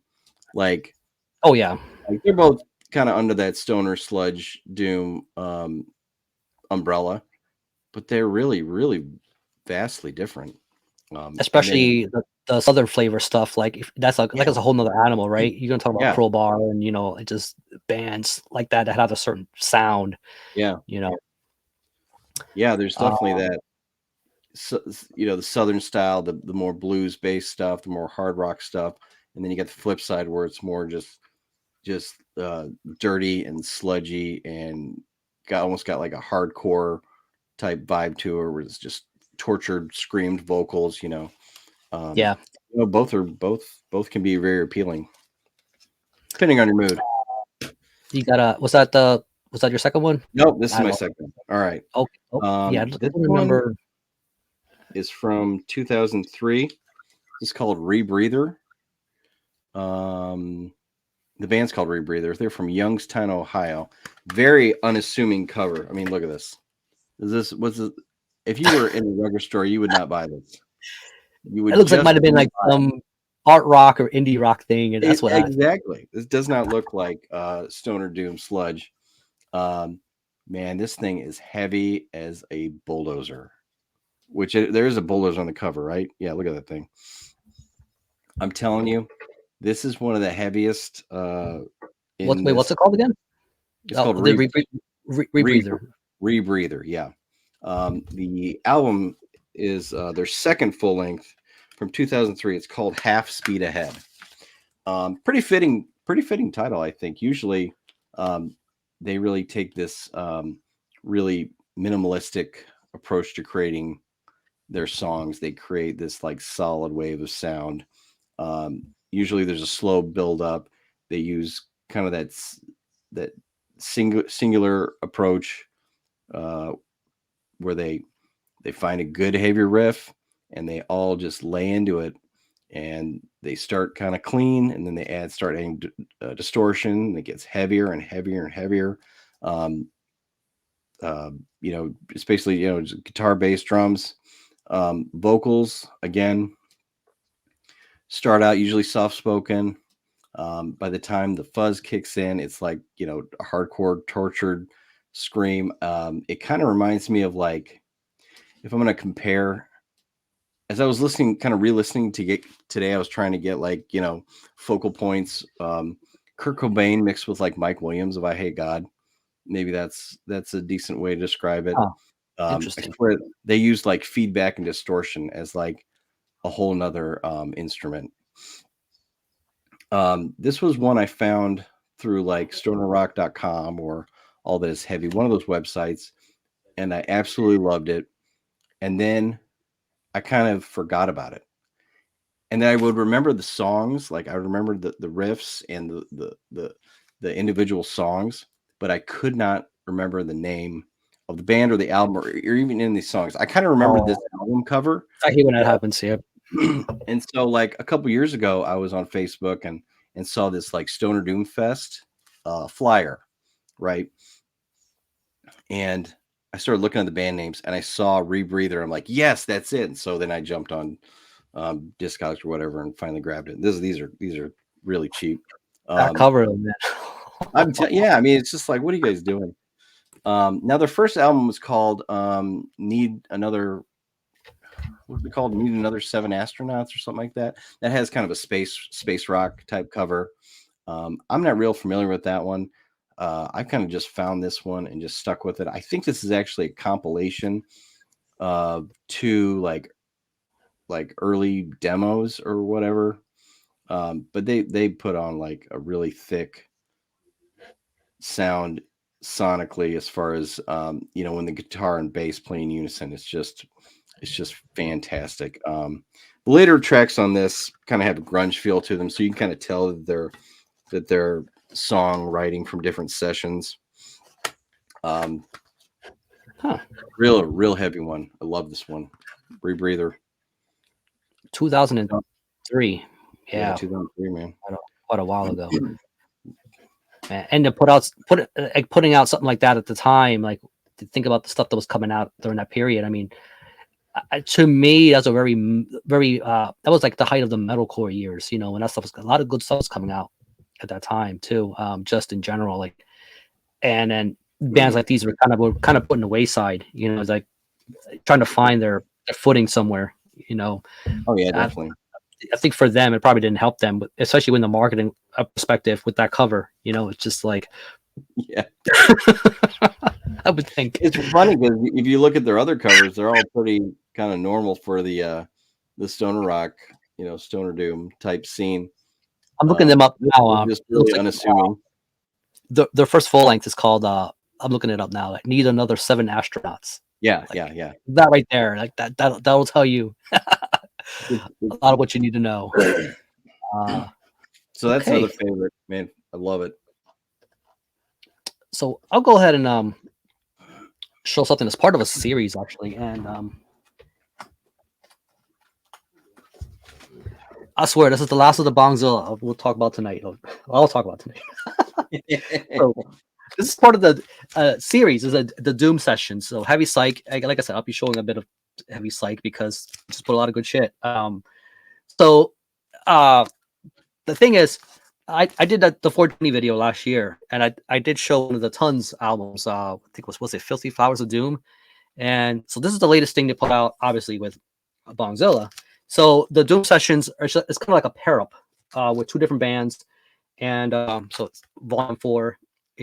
Not to be confused with Black Sabbath. This is an actual volume 4. Like there's this ongoing series, and so this is such a perfect marriage, man. Like they're two of these like harsh. I find Tons to be more sludgy. You know what I mean? Rather than just the focusing on the thickness, riffing, patterns of the way Bongzilla does their stuff. But their styles, I think, just still mesh very well. So very cool to have this. I almost went for the black. It was like, I think it was like $5 cheaper or something, but screw it. So I went ahead and got the cotton candy design instead, and it looks really good. I think it goes really well with this particular look. But Tons from Italy, it's just a great band, man. Their stuff is so catchy, man. Like, I fell in love with Filthy Flowers of Doom when I first fell in my ears, and this is no exception. Some of the song names on these things, Mother Flower, Little Helper, one just called Cupcake, Chronic Morning Obesity. That's the thing about these bands. Like, some of the it just gives you chuckles, man. Some of the song titles, it's just a little out there. So I think Bongzilla is just went over to Italy to did a little tour with Tons. Just now, I think they just finished. I haven't followed up. So they're like a that would make sense, especially if they're on that being pushed by this label. This is one I actually just got in not too long ago. I still in the shrink. So this is the Dead Witch Throat Serpent. So this is another one in the series. What's clever is instead of volume 6, they just call it volume 666. Right. So got the occult theme going. Yeah. So and again, not everything is outright stoner. Sometimes they have stuff like this, which is more doomy, more cult like on this heavy psych. But I plan to pick them all up. I know they got a few other bands. Again, it's always a pair up with this series. So just cool to kind of show off. So I got another one here from Deontay's Distro. That's so again, tape's still up, called Temple, and this is a Funeral Planet. I don't know if you can see it well here, but if it'll just focus. Damn you. So anyway, these guys, and this is kind of purple like the other one, the Warlong that I showed earlier. So this is another old Magic Records, I guess, is putting out a lot of this stuff, which is pretty cool. This is one that I was not familiar with at all. So it was a bit of a blind buy, but he had it there, and I said, I'll grab it along with the Warlong tape. And there we go. To describe their sound, it's kind of like again, they're from Sweden, and there's another band from Sweden that reminds me a lot of them, and that's Monolord. So if you like that kind of sound, it's more specifically older Monolord. So if you like some of that more spaced out, more what you call it, doomier. I mean, you can tell from just looking at the cover with the skull on it and everything. It's got a bit of a doomier edge to it. So if you like classic Monolord, then this is definitely worth checking out. Grab it on a cheap hologram distro, and good stuff though. Don't regret it at all. It definitely looks cool. And Monolord is a band I've just recently gotten into. I think you've been mentioning them a lot. Nick from Thralls of Metal been mentioning them a lot. So I definitely checked out their latest one. I forget what it's called. The one with the rabbit on the cover. It's probably the one. Yeah, Your Time to Shine. It's probably the most accessible one that they've put out. It's very catchy. Again, it's not as spaced out and drawn out as some of their older stuff. With the really long tracks, and I like both eras of the band. You know what I mean? Like either direction that they went, like it's still pretty good. But like I said, with Temple, I would probably lean more towards their older material as far as their soundscape. You know what I mean? Like if you do like that era, definitely look into these guys. Also from Sweden. So your turn. All right. I'm gonna try and not. It's still in the shrink because I want to keep the cool sticker. This is, I don't know can you read that logo? It's got like a death metal logo, doesn't it? This is the Coast Express. I can read the sub or the Coast Explodes. Yep. But the actual name is Mamatis. Mamatis. See, when it's hard to read and it's like a word I'm not familiar with, it makes it that much harder.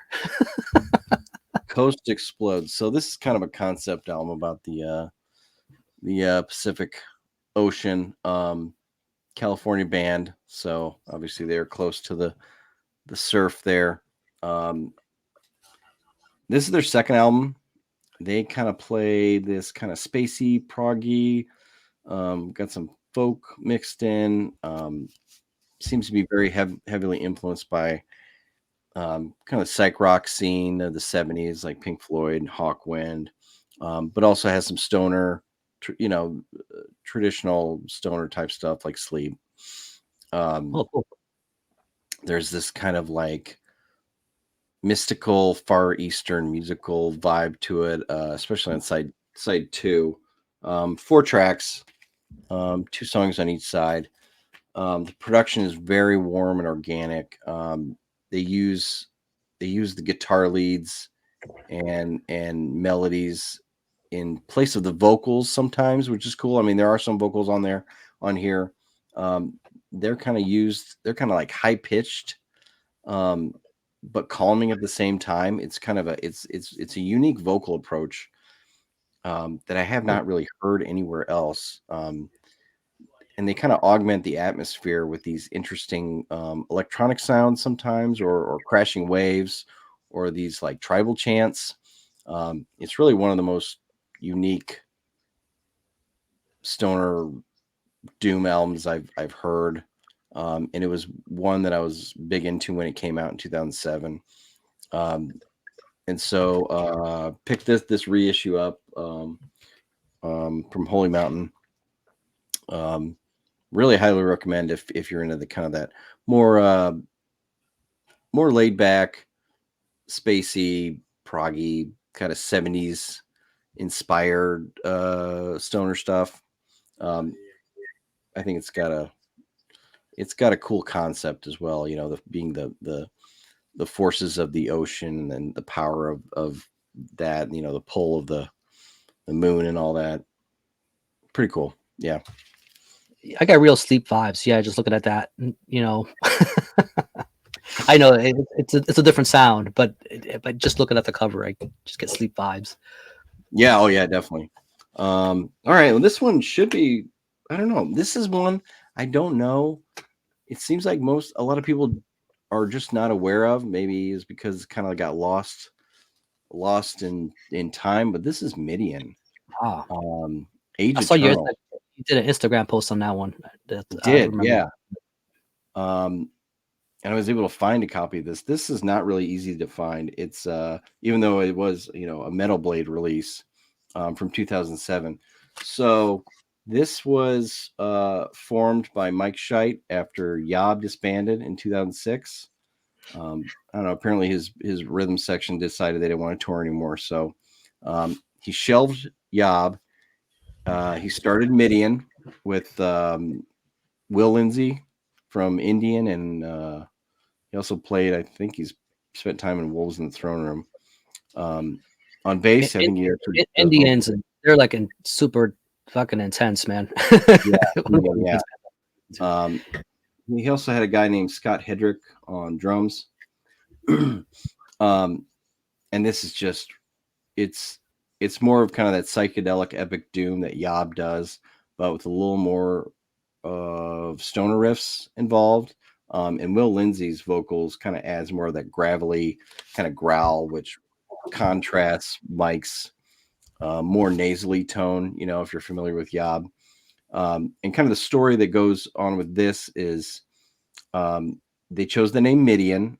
I'm not sure exactly why or what it relates to. Not to be confused with the Cradle of Filth album. Yeah, well, there's that. Yeah, very different. I think they added that second D so it wouldn't be just like that city in Nightbreed, right, where all the monsters came from Clive Barker's Nightbreed. Anyway, there's another band out there called Midian, and they actually sued this Midian over the name. The band briefly changed their name to Age Eternal, which is the name of this album, before just folding and giving up.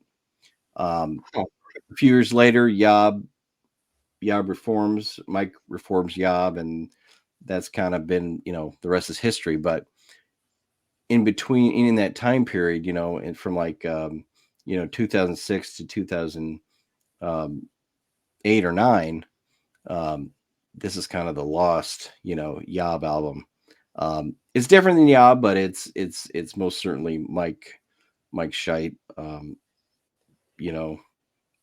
music. And would you describe it as kind of like what happened with Spirit Caravan? It's like he had this Obsessed, which is the main thing, and they took the little break, did this experiment, and then went back to the the band. I feel like Yob took a similar trajectory.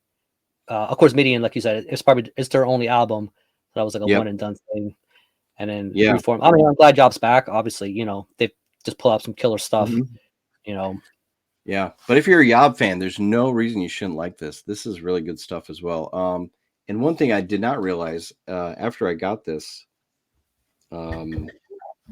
Ross Sewage from Exhumed did the layout on this album. No kidding. Like, I didn't even know he was involved in like graphic design, but he's in the credits, so that's pretty cool. Especially that, man. Like, it's like no gore or anything like that. Nothing. Chainsaws. No, it's kind of Yob does the kind of more on the spiritual side of things, which I love as well. Cool. So that's Midian, Age Eternal. If you like Yob, no reason you wouldn't like this. That would catch my eye too. I'm running, walking across the store and looking at something like that. It's just, I gotta explore it, Yeah. Cool. All right. So something a little different, and I know this is not a genre you cater to a lot, but there is a hardcore band. They're actually a mix of hardcore and sludge, and this would be Connoisseur, and this is as a matter of fact, look how green everything's back. I know that name. It's good, man. It's not overtly hardcore. I mean, there's enough sludge in there to appease those fans, and this is Stoner Justice. And like you can tell it's pretty intense, fast moving stuff. Let me just look at the track. I mean, they got live tracks here, also at the same time.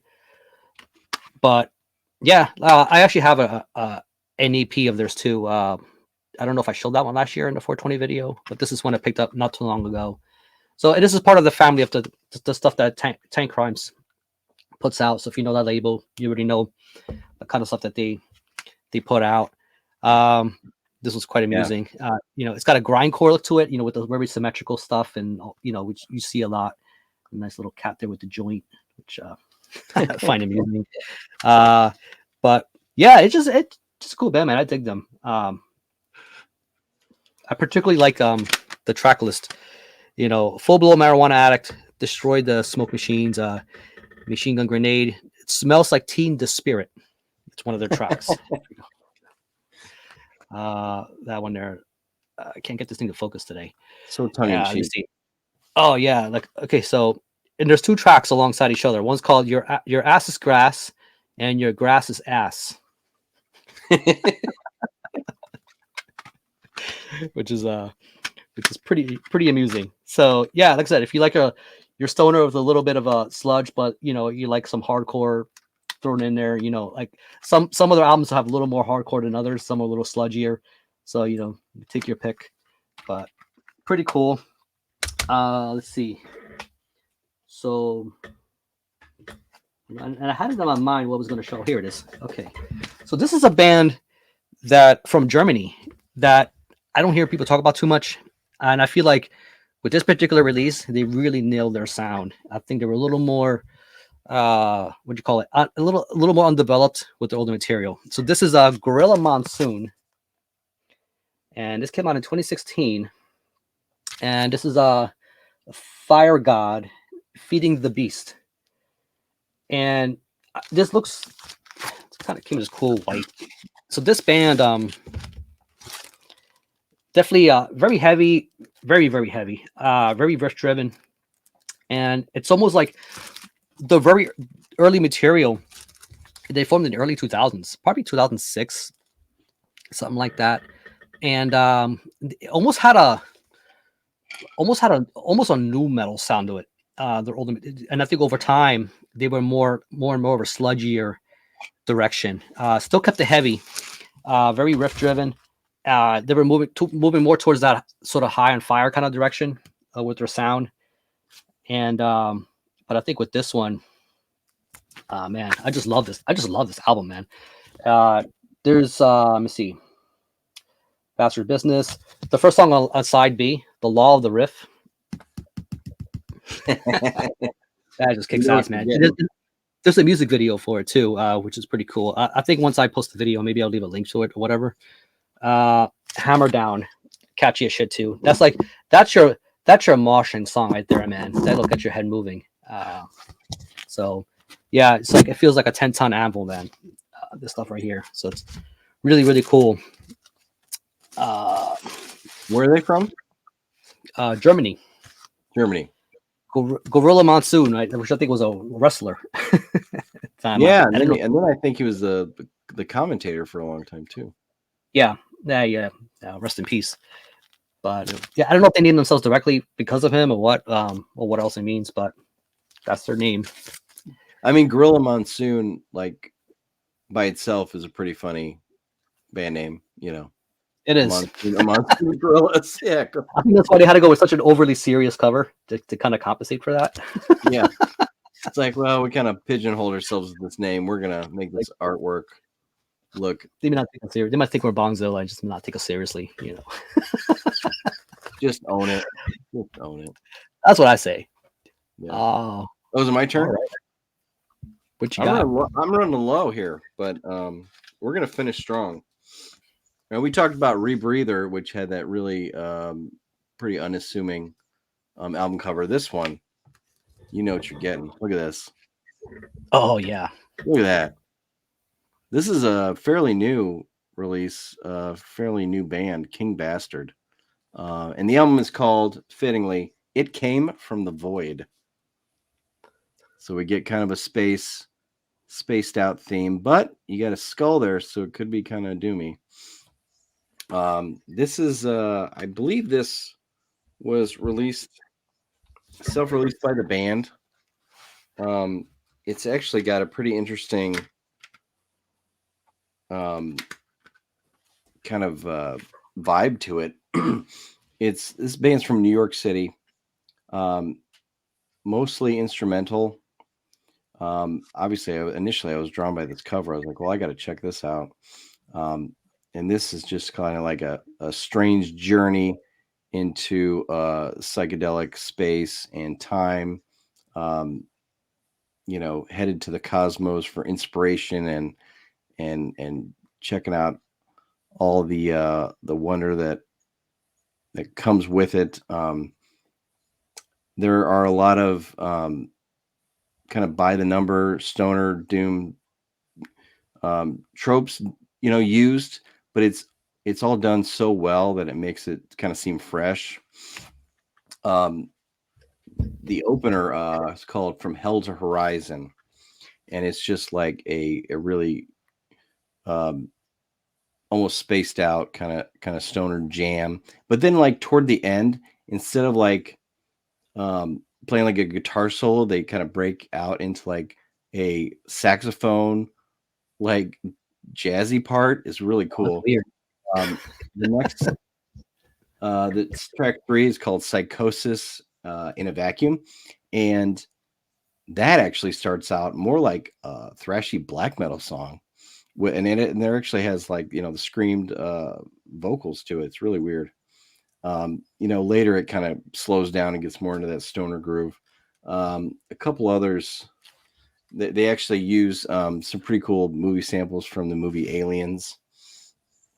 As cool. opposed, yeah. So you get that kind of vibe going on here. It's you really, can tell they're trying something different. You're trying to accent their sound with other little elements rather than trying to go the repetitive route, right? Right. Yeah. They're trying something that's been done before, but they're bringing a fresh take on it. There's a keyboard player or a synth player involved in the band. The guitar player's uncle is actually plays in Unearthly Trance, so they got that kind of doom pedigree there. It's just a really exciting debut of a band that I kind of think has potential to be great.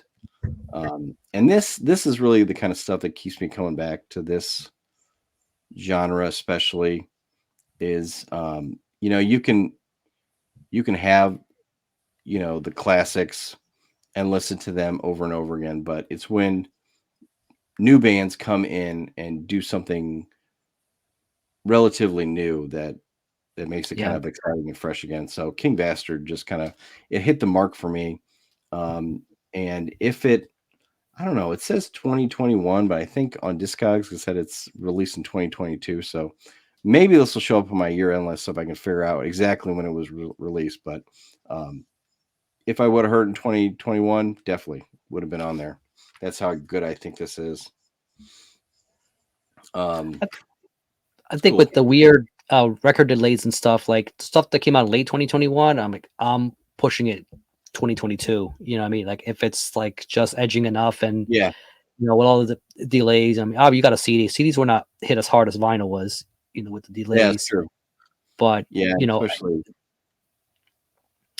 Well, by the time it hits your ears, it's like a lot of people may not have gotten around to it in 2021. Yeah. But that looks cool as shit, man. Like just again, it's got that psychedelic thing, and with the skull tells you a lot what you need to know, man. There's a bit of a doomy touch to it. Yeah, for sure. And I think they kind of they took that story. They took or influence from one of the very first astronauts that actually died from re-entry into the atmosphere. I think it was a Russian cosmonaut. And fuck. Early, didn't he call him the Starman or something like that? Was a name attached to it. He brought up a few things with the spacecraft that he thought were of issue with it, and was kind of ignored by the powers that be. And upon re-entry, I think it crashed. It was basically like he knew it was a suicide mission, basically, more or less. Like going in there, and it's like, hey, it's all his fault, and you might want to check on it. But like, well, schedules, get on that thing and come back. Yeah, well, we got a timeline, so get your ass up there. And let me guess, that was another Russian cover up, like a million other things. They've botched. Man, that's all right. Let's see. I'm trying to figure out. So I totally forgot to put this little view, the little mini view, like the whole time I was blowing you up. I was like, oh yeah, I can do this now. So this was one I kind of was like, I've been talking about. Well, we both been talking about Green Lung. Oh yes, great band from the UK. They're a great band. And I finally got a copy of this EP. It was released 2018, and this is the first. I don't remember where I heard it. It might have been one of the YouTube channels that streams Stoner Doom full albums. I don't know if it was Rob Hammer or Mr. Doom 666 or one of those. Anyway, but this EP popped up on the. No, you know what? You know what it was? It was they had a music video for the first song, Lady Lucifer, and I remember seeing that. And I just loved. I mean, that song was great because it's got that throwback, like retro 70s vibe to it. They got the occult thing going on. They nailed that sound pretty well too, man. Yeah, totally. I love it. Yeah, their 2021 album, Black Harvest. I mean, I thought that was fantastic. It was one of my favorites from last year. I think it landed on a lot of people's lists, but it didn't rank high enough for some. I think because people always shows other genres in it. You know what I mean? As just edging out, man. But that was a landmark release for me. I think that's one of the my favorite one. I think that was a step up. But they're all great, man. If someone would ask you which start, I would say pick any one of them, man. Oh yeah, definitely. And this one especially. I remember I think it only came out on cassette, and so would go to like Bandcamp to check it out. Shipping was outrageous, so I was like, I'll just wait. And finally found this CD. This one's came out on Cosmic Artifacts, but Lady Lucifer is great. Free the Witch. Living Fossil. That might be my favorite song off this. Living Fossil is a great song. Older Than the Hills. And then the CD has a bonus called When the Axe Comes Down, which is pretty cool too. They really do well with that satanic, like, or the devil occultism. Yeah, like, I don't know what you want to label it as, but the imagery, just the whole art direction. Whoever they picked as the artist, just nailed it. This kind of look is used throughout their 2 full lengths. Woodland Rights, I think was Woodland Rights was the first full length. I first heard about them when they first dropped on Bandcamp, the Free the Witch tape. I think it came out on tape. That's before they had that artist. It was like a witch. I think they got somebody that she had like a boobs exposed and It was like a grainy photograph, kind of underexposed, and she was just bare chested. Some random witch in the forest. That's you're not getting a copy of that. That's pretty much long sold out. But so I was listening to it on digital for a good long time. Like Free the Witch. That's the song that got me hooked. And then and then eventually they reissued a lot of this, and then with our artwork, which is like phenomenal. So I was glad to snap it up. It took a while for me to get Black Harvest. I remember that being an issue with imports, and there was no US seller at the time. That took a little while. Yeah, those came out on Svart. Yeah, Svart. So they got on Svart. Yeah, put it out. When I first saw that announcement, I was like, wow. It's like I went over to Finish Label to, I was like, I wish it would have been somebody here, like Ripple or somebody, but nope. Like, yeah, I'm like, damn it. Oh well. This gets the dreadful seal of approval. Yep. Green Long. Do what Ken does. Yeah, definitely. Stamp it. Cool. All right. Hey, it worked. So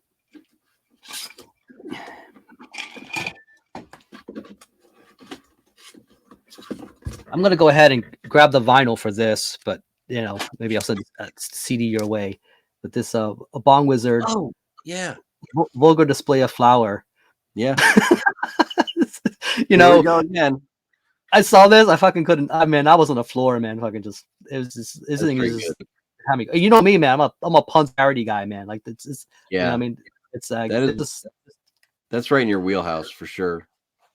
It was so me, man. And then but I actually, I'm like, this is fucking funny. I didn't take it seriously, like everything else. I was like, oh, whatever. This fucking some crazy ass fucking. And then I hit play, and this is catchy, man. It's actually good. It's actually fucking good. When I heard that for the first time, I was like, well, yeah, they got the name right. It totally sounds like a combination of Bongzilla and Electric Wizard. Yep. That's and I like both bands, and I like Electric Wizard a little more than Bongzilla, just in general. If I had a gun to my head, I had to pick one. But but it's just like an interesting combination. Yeah, sure. I like how they did the little logo treatment there with the little Ouija thing. Because they got kind of an occult. Oh, check out the track list. So Smell Awaits. Mozart. Let's see if I can get it. Vulgar Despair Flower, of course. Seasons in the Cannabis. Split Burton. Called the Bong. Lash to the Tie Stick. And Far Beyond Resin. They're heading in that Cannabis Corpse territory, with the stuff. They might be out Cannabis Corpsing out. Cannabis Corpse. I think so, man. Like I'm actually looking forward to see what else they do, man. What else they fucking parody. It's gonna be great. I'm pretty sure it's gonna be, like a step up from whatever this is. So the Vine was on pre-order. For those of you who are curious, you can grab the CD now if you want. Bandcamp, I think. Wait till Bandcamp Friday, So support guys like these, the smaller bands. And I forget where they're from. I assume U.S. Are they on Metal Archive? I never even checked. Yeah, they are on Metal Archive, so they're from Los Angeles. Oh, they're American. Okay, yeah, that could be.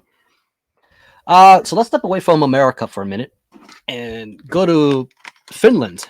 So I'm going to do a 2-for-1, and I think simply because although they sound different enough. I think you could enjoy them just kind of the same. So the first one here, and you might be familiar with this. This is an older release. They've put out a few albums since then. So this is Demonic Death Judge. And you might have seen this floating around. No. Different distros and stuff. I couldn't tell you what cities in Finland. Even if I try to remember it, I won't. But anyway, so this is the Descent, and this is where I first found out about them. And man, all their stuff is good. It's very it's very sludgy. I think it still appeals to a stoner crowd. It's got just enough intensity, to satisfy, people who want something a little more extreme. But it still just treads on that stoner element just enough, to kind of satisfy both ends of the spectrum. So really, really good band. But if you want something that's a little more traditional stoner, but still heavy, still kind of intense, quite like this, maybe not as harsh. There's another band out of Finland called Crate Skull. And this is an earlier release called Year of the Octopus. And they've put out, I think, 2 more full lengths since then. And it's all good shit, man. Like this is definitely this one sounds a little more obvious stoner territory than the Demonic Death Judge is. But I think that looking for something in that region, definitely worth grabbing. They don't take themselves too seriously. I mean, look at this. I'm not familiar with either of these.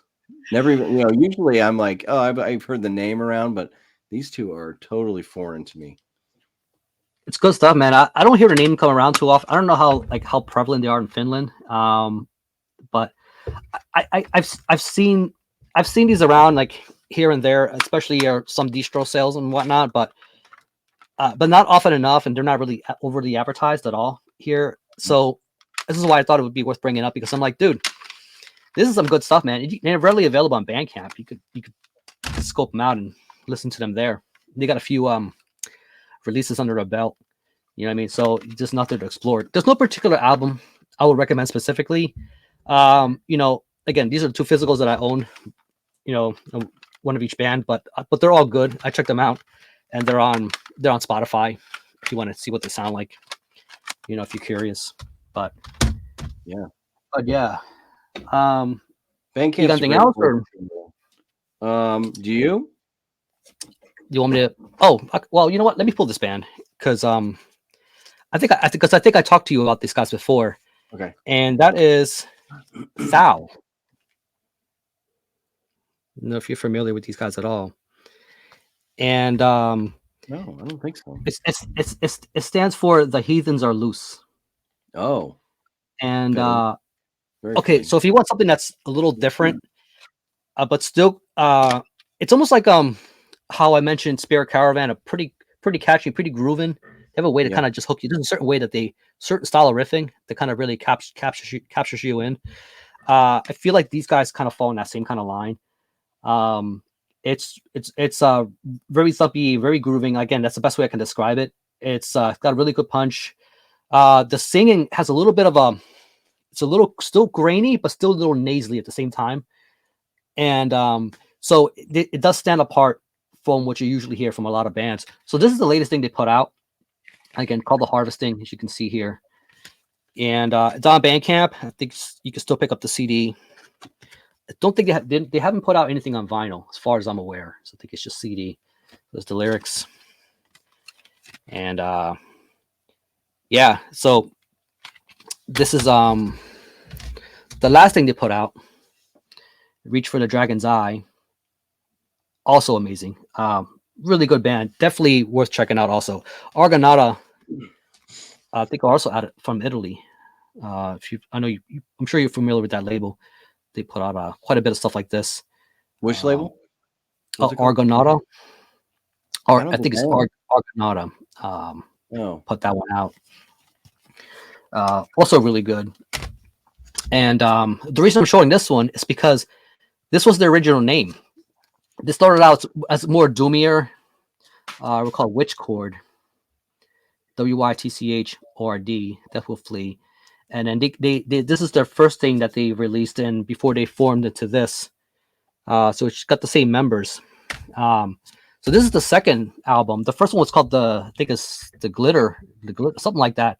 And so I still need to grab that one. But these are definitely the two other ones that they put out, and definitely encourage you guys to explore, man. It's just like I'm like, why is nobody talking about this?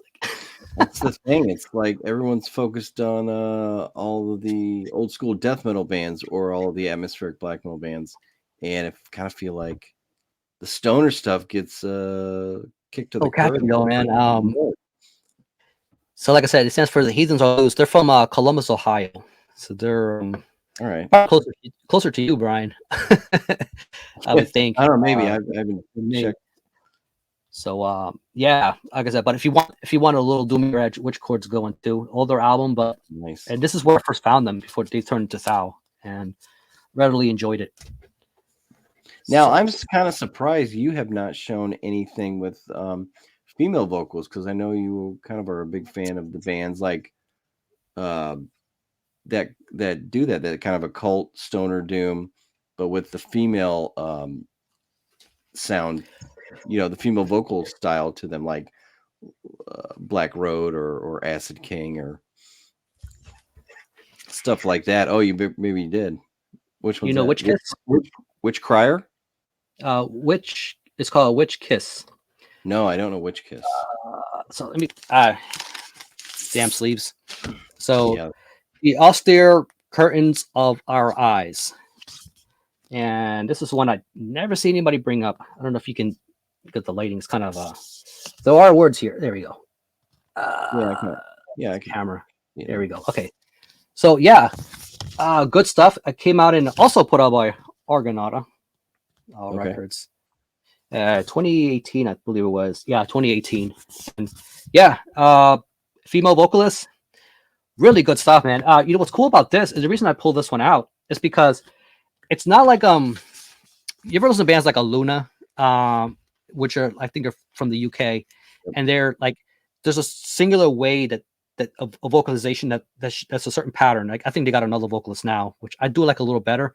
But this one here, she does the real heavenly sounding kind of thing, like bands like Frail and whatnot. But she can also do the harsh stuff. I mean, she can do the real lower register kind of stuff at the same time. So you hear kind of like a mix of both styles going on here. So if you want a little more variety, still heavy, and this also has quite a bit of atmosphere, which I do really dig. Quite a bit of variety, which I don't know why this never gets brought up either. Like a lot of stuff we've shown, and it's pretty good, man. But yeah, again, it's just another example of a really good kind of that stoner, a little doomier, with a female front person. Really good band. Witch Kiss, the austere curtains of our eyes. Nice. You were ready as soon as I mentioned it too. I was looking at it. I was like, oh, okay, here it comes. This is the thing. Well, now that you say that, I'm telling you, my list is full. I got lots of stuff to check out. Boom. For sure. All right, I'm just gonna same here, man. You got me. You gave me some homework to, I'm gonna be after my Discogs cart is not full enough, man. I'm gonna have to figure it out. This is not helping that, but it's a celebration of everything, or of all things, doomed and stoned. That's what we're doing here. For me, I kind of just got these last couple, and I'll rip through them real quick. I don't want to leave without talking about Wofat.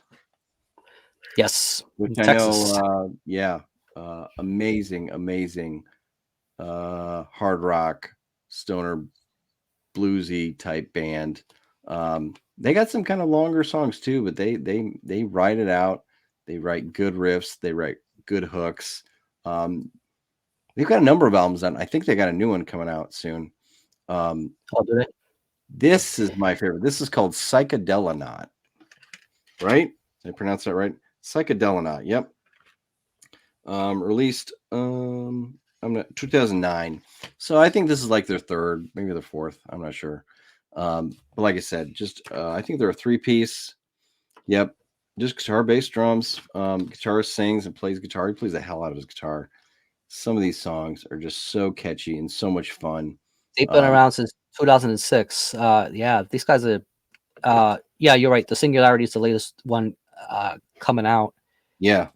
In next month. Yep. Super fun. Super. They're on Ripple. I love that label, man. They got some pretty good stuff too, and Wolfat, I think a pretty good fit for them. Yeah, definitely. This one was on Fuzz Lab Records. There's so many great songs on here. Enter the Riffian, fantastic song. Track 3 is called Analog Man. It's basically a song about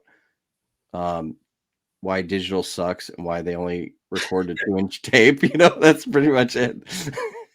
It's pretty funny. Okay, the last one is a recent pickup for me. Actually, last Bandcamp Friday, I think. This is Huntsman with their first album called American Scrap. Do you know this band? I do, and I actually got it as a VCLT. Did you really? Which you know who sent me that? Jake sent me that. Really? Okay, that makes sense. That makes sense. So this is they're from Chicago. That's kind of why I've been recently getting into checking it's more. It's got a little bit of that Americana sound to it. It does. Along with it. It does, and that's kind of what drew me to it. I wasn't sure about it at first. I was like, yeah. But the more I listened to this, I really like it. Yeah, like you said, it's got kind of that American folk combined with some doom, some sludge, some post metal, and they mix. I was going to say, have you checked out the more newer stuff they put out since then?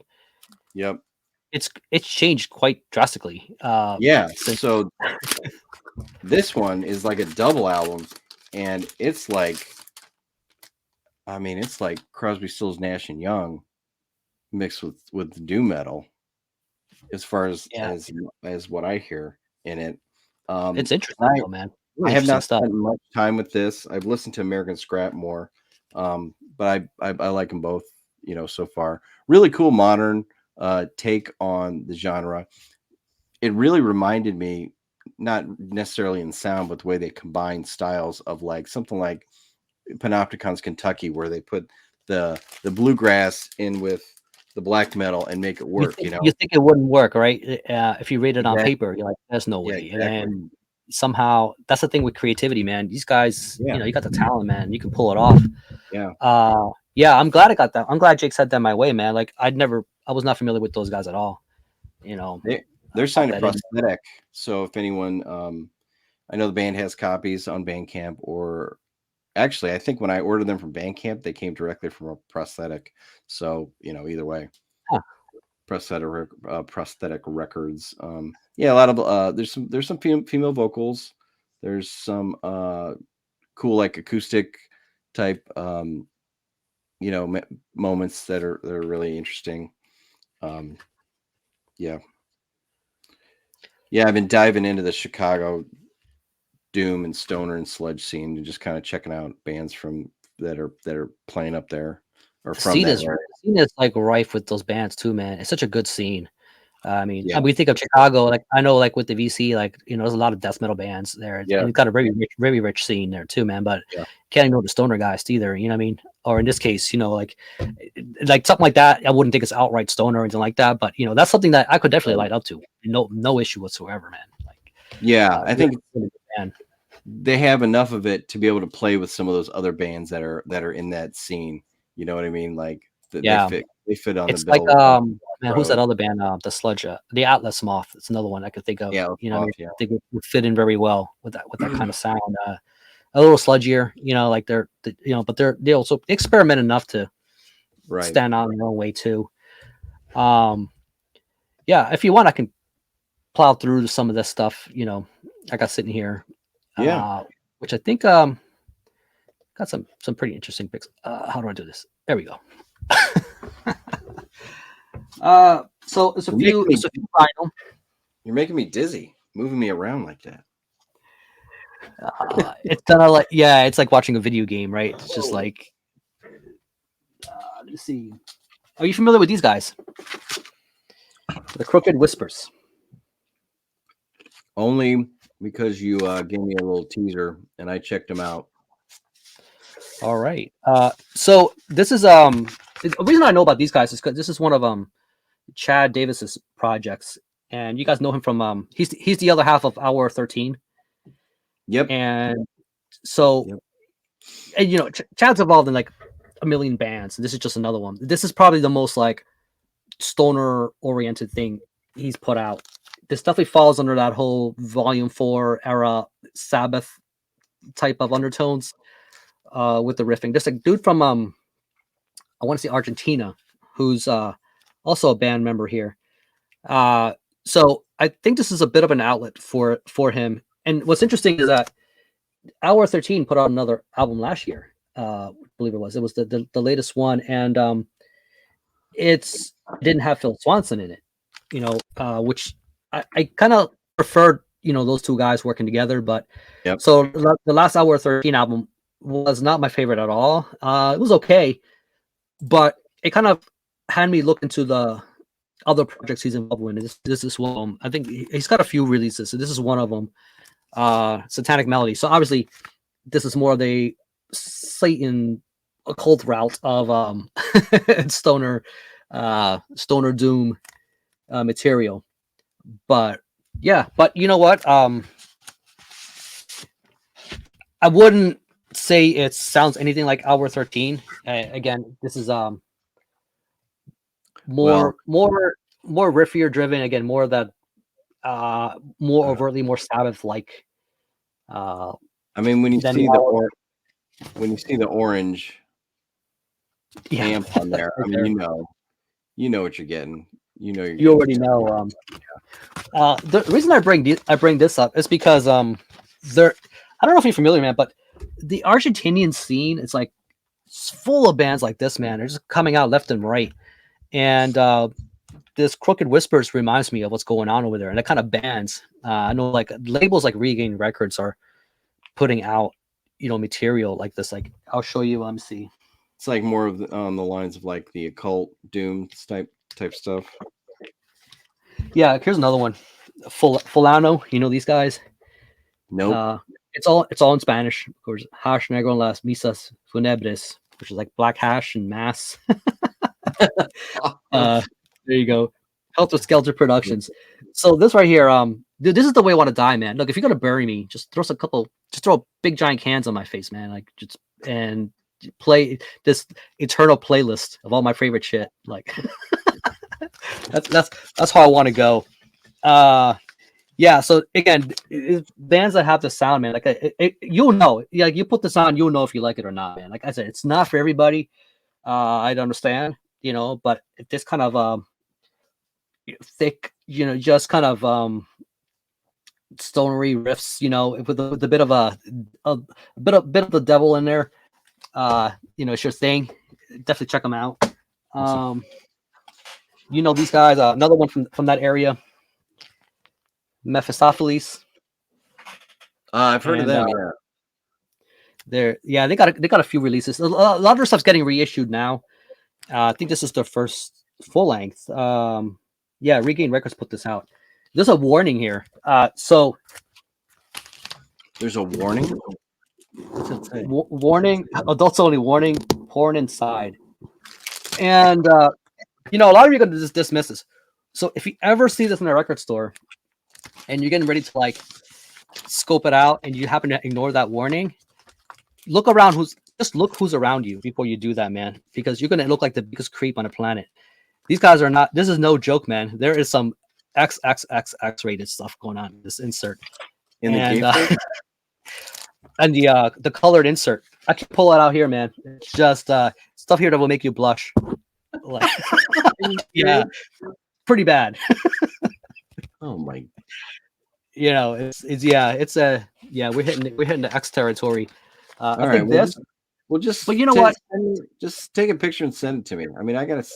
This is the closest I'm gonna go. You know, these guys have the balls. Or should I say, these guys have the vagina to do something like this. You know, with Mephistophel. This is the heroin. Album. So this is another one of theirs. No. This they is look tame. like This is tame compared to what was in that other one, man. This is tame. Man, is it they always took me as a Electric Wizard type band. Is that correct? They do have flourishes of that. It's like Electric Wizard with you know, I'll read the little teaser they have here, which is occultist names on the ground, possibly from Argentina. Like I was saying, the Argentinian scene, just you know, they're just guys exploding. Like it must be a big thing there. They have prolifically perfected a literally addicting blend of garage rock, stoner doom, and ritual atmosphere that truly puts a satanic in satanic panic. Nice. This is why I have to read this, man. Like, and I can't come up with this vocabulary myself, man. Like, from 2013 and onward, the Power Trio have been pumping out one sonic drug after another, from singles and demos to EPs. So this is basically nails what these guys are like. I have another one. I think I showed it last year. It was called Whore. You know, so I can imagine what the cover would be like. It's just some girl with a smoke. It's not so bad. Okay. She's not being mutilated. That's good. As far as I know, or has her clothes off in some way. You might see a boob here and there, but you know, again, it's not too bad. But that other one, that's Sex Ceremonies, man, really pushed the limit. You know, these kind of bands. Pushing the limits of taste, huh? Well, it just what you can get away with, like in the record shop, man. You put that in there again. If you try to pull out that insert in public, you're gonna have a good time. And I don't mean in the in the funnest way possible. I'm such a prude, man. I'm like, no, I'll get it on mail order. Even I'm not buying it at the store. I'm not taking that to the counter. There's no way. I think I showed you these guys earlier. Dr. Smoke. Yep. No, so, well, you teased it. I did tease it. So this one I got not too long ago. I pre-ordered it last year, and vinyl delays and all that shit. Like, so happy to have this in hand. It's got a really cool variant. So Dr. Smoke, are they from Ohio? They're another band. I don't think it's too far from you. I don't know. Yeah, find it. Ohio. Yeah, Mingo Junction, Ohio, and they play. They're another band that has that retro sound. So this is their second full length, and the first one I think was called Witching Hour, and the Witching Hour debut had more of a 70s influence. This one here, it's not as retro sounding, and but man, you can tell they really stepped it up in the songwriting and just the production. Everything is all around just better in this one. So this is the Dreamers and the Dead. Very, very recommended. Check it on Bandcamp or whatever. But right from the first track of Reborn into Darkness, like you're gonna know what you're in for. That'll get you hooked. Ripple Music put this out. Yeah, nice. I got it. I think I got this on one of those Bandcamp Fridays. So it says here, recommended if you like Mastodon, Ghost, Cauldron, Angel Witch. Interestingly enough, it also says Megadeth right there. Yeah. And the reason they say that is because it has the sound, like the tonally, it sounds very like 90s Megadeth. If you like that sort of euthanasia, like that tone, like that kind of style, that clean kind of full-bodied, kind of polished, almost poppy-like production. But don't let that deter you. I know a lot of people don't like Megadeth. No, it's so it sounds nothing like Dave Mustaine. It's just saying tonally, it has that. It gives you that vibe. It feels like 90s Megadeth, with more of that sort of occult hard rock and a little of course, of the stoner edge attacked onto it. That's the best way I can describe it. Again, this one sounds a little different in production. The first album, I'd still recommend checking it out, but it has a more classic sound to it. So it's a gatefold. So check this out. I do love their logo. Yeah. So you listen to that teaser, right? I sent you like, it's a single they put out. It's a song called "Trick or Treat." It was from that movie. So if you guys seen that '86 movie "Trick or Treat," Yeah, I don't know if you ever seen it. So it's yeah. So basically, they did a cover of that song that he plays in the end. So they did a cover of that, and it's fucking amazing, man. It sounds sounds great. didn't Fastway do that soundtrack? Fastway, yeah, Fastway put that out. And yeah, so they did a cover of that, and That's cool. Dr. Smoke. So definitely recommend checking it out. I'm running down to the wire here too, man. So well, here, let me throw one up here. I grabbed one more. And I don't know, you might know these guys, you might not. Dozer? Yeah. From Sweden? I don't have anything of theirs though.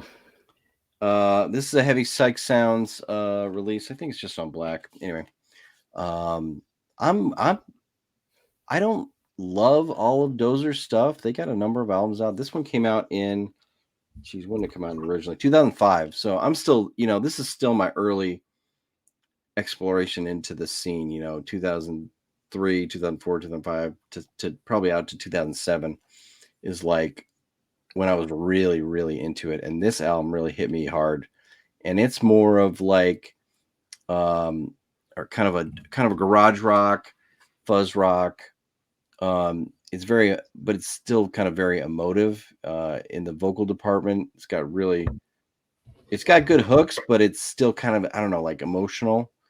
And yeah, no, it's just got that like that really fuzzy hard rocking tone to it. I need to revisit them. I remember listening to them a while back, but I think when I was exploring them, my tastes were like, at the time, I wanted something a little more dark and brooding and evil at the time. So I think that's why I never returned to them. But yeah, but they're kind of melodic, and some of their stuff's kind of catchy, but it's all real fuzzy. So this one's called "Through the Eyes of Heathens." If I didn't say that before, I like the cover though. Yeah, it's pretty. Yeah, it's pretty cool cover, and they have quite a few albums out. I don't know. This one's I love this one. The other ones I just kind of like. Oh yeah, they're good. They're nothing great. I like some songs, but this one all the way through is just. So this is the one you point people towards if they're looking to explore this band. Yeah, this one. Dozer. Oh, and I think Heavy Psych Sounds has a lot of. They've been reissuing a lot of their early stuff. So check out. I gotta check out their site. See what else, because the way I've been getting their stuff is through like other distros and whatnot. So I haven't seen what they actually have been announcing or whatever. Yeah, they do. I believe Heavy Psych Sounds has a US web store, don't they? Do they? I don't know. Like every time, I might be going to the wrong place, or whatever. But I know usually, like whenever I get their stuff, it's usually through some other channel, whatever, some other distro. Yeah. I mean, they got good stuff, man. I usually enjoy. Like I said, you can just pick something, and again, if you're already exploring that label and you're like that kind of stuff is what you're into, I mean, you usually can't go wrong. You got that What's right. That? You know this one? No. I guess there's no name on it. This is Sasquatch. Oh, I heard of Sasquatch, but again, it's another one I've never dove in, man. Another kind of a little bit similar. This is called 2. Just Roman numeral 2. Okay. My favorite of their stuff. Came out originally 2006. Mad Oak Records. Again, 2006. That's right there where I was like discovering all this stuff. And a 3-piece. And then they're another one of these kind of I think they're from California. They play like hard rock, bluesy, kind of southern metal sound, really, really hard rock and stoner metal type songs. There's a couple really cool, like slow down, like acoustic type songs on here. They're really good. There's one called Nikki The other is, what's it called? Catalina. Yeah. But track number 3, Pleasure to Burn. That's the one to check out if you want to get a little taste of Sasquatch. Pleasure to Burn. Kind of fitting for this 420 stream. There is a Sasquatch in Germany. There's a death metal band called Sasquatch in Germany. So not to be confused by this stoner band from LA. Nope. You can see this guy's got a cactus shirt on. So it's such a contradiction though, man. Like, okay, they're from LA and they're a stoner band, but yet the cover says everything against that. Like, yeah, this is like we're from Texas, you know. That's the vibe I'm getting, man. That or Oklahoma. Cowboy stuff. Yeah, I really can't say enough about this band. And they're another one of those that, like, I really love the second album. I like the third one. The first one's okay. And some of the, I know they've been putting out some other, they had an album out, they put an album out called Maneuvers. Okay. It was decent, but I don't know. This one is just like, this one clicks for me. Start to finish. Start with 2. Okay, that's going on the list. Yeah, I love 2. 2006. Awesome. I kind of like to gravitate toward the more like hard rock, bluesy type Southern rock type stoner stuff. Sometimes with that, or, you know, Wofats like that. You know, some of the other picks I made. Trying to think. Now I know you don't always like buy physical of all the stuff. Like, I feel like, but this is one of those genres where I have to pretty much really, really like it for me to get a physical of it. You know, because it's a lot of these bands, and I hate to say it, like a lot of those Argentinian bands I was showing earlier, like they are pretty interchangeable. Like, you know, I just happen to like that sound. You know, but it'd be really hard to say, okay, you should go with this band instead of this band if in my mind are a little too interchangeable. And that's where sometimes I would just be okay with getting a digital, you know, a copy or whatever. Like, I don't always need a physical. Like, there's some bands. There's one called Dope Smoker. I don't know if you're familiar with them. It's from Canada. Are they from Canada? Are they from Canada? They put out stuff all the time. Like, I usually. No, they're from the UK. I was thinking of another band. There's so many of them from the UK too. Yeah, and they I think they're on Black Farm Records at the moment. Have been putting out their stuff. They were releasing demos for years. I remember in 2014 I was jamming their stuff on Bandcamp, and every time they put something out, you know, it was cool. But it was like the formula was pretty much the same, you know, for a lot of their stuff. There's a band, so I'll go ahead and pull this one. I was thinking of Dope Throne. That was the band I was thinking of. Dope Throne they're the sludgier one. They're from Canada. They're a good band too, man. They got some. Yeah, I like them. Mm-hmm. I've enjoyed their stuff. I got a big giant flag I'm gonna put behind me, but I couldn't figure out a way to hang it up. I'll figure something out. Here's a band called Lucifungus. You familiar with them? No, but that looks awesome. They remind me of Dope Smoker, man. This is why I picked it up. Like, yeah, really? I've been jamming Dope Smoker for years, man. But these guys, they remind me of them. They got a very like droning, you know, very heavy. It started with the first track, Smoke. The lyrics are not very eclectic, you know. You're not gonna get Cradle Filth style lyrics on this thing. It's just really the one word. It just say smoke the whole time. Another one of those pea yellow freaking, you know, vinyls, man. Like I told you, I got loads of these. You got a ton of them. I don't have a single yellow. It's like I must like this or something, man. Just getting a lot of this yellow. It's like Easter pastel yellow there. Oh man. Though I think they put out like 2 more albums since then. And it's a little more developed, there's more vocals in there, there's more experiment, there's a little more psychedelic stuff thrown in there. So they changed the sound quite a bit since this. But this one right here is probably the more thicker, just, you know, droning riff, you know, very heavy stuff that they put out. Again, it just reminds me of Dope Smoker, and if you like that kind of thing. I like it though, man. It's a 2-piece, again, from Australia. Really good stuff. They're really all about the shrooms that you can see here. The mushrooms on the back. Called Lucifungus, you know. It's like you gotta put the Lucifer or devil, like Belzabong, right? Like you gotta shoehorn that in there somewhere, somehow. And these guys are about keeping it stoner, but we're getting occult as well. We're experimenting with the occult, getting the Ouija board out along with the bong. You know, I like it though, man. That kind of stuff I just gravitate towards, man. If you mix fucking Satan and shrooms and fucking devils and whatever, you know what I mean?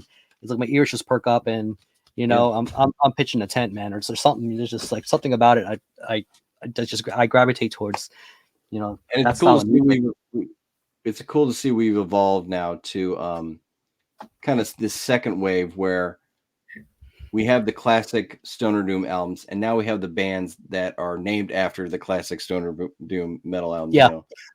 Joe Stone, Dope Smoker, you know. This is so we've arrived, man. We're there now, man. We hit that cycle. It's an evolution. I can understand why older people get a little, I don't know, like just a little jaded or just check out after a while. It's just like because they've hit that cycle, man. Like they come around, they're like, oh, this is what the kids are talking about. I've seen it before. It's some form or whatever. Right. This is why it's sometimes like several reasons. Like some of the older crowd would like to talk about the classics because it's what they know. Mm-hmm. But also it's like, you know, you kids think this stuff is new. Let me tell you. Yeah. So there's that. But it's interesting because sometimes these new bands are doing things with a fresh new twist, or doing an old style really well.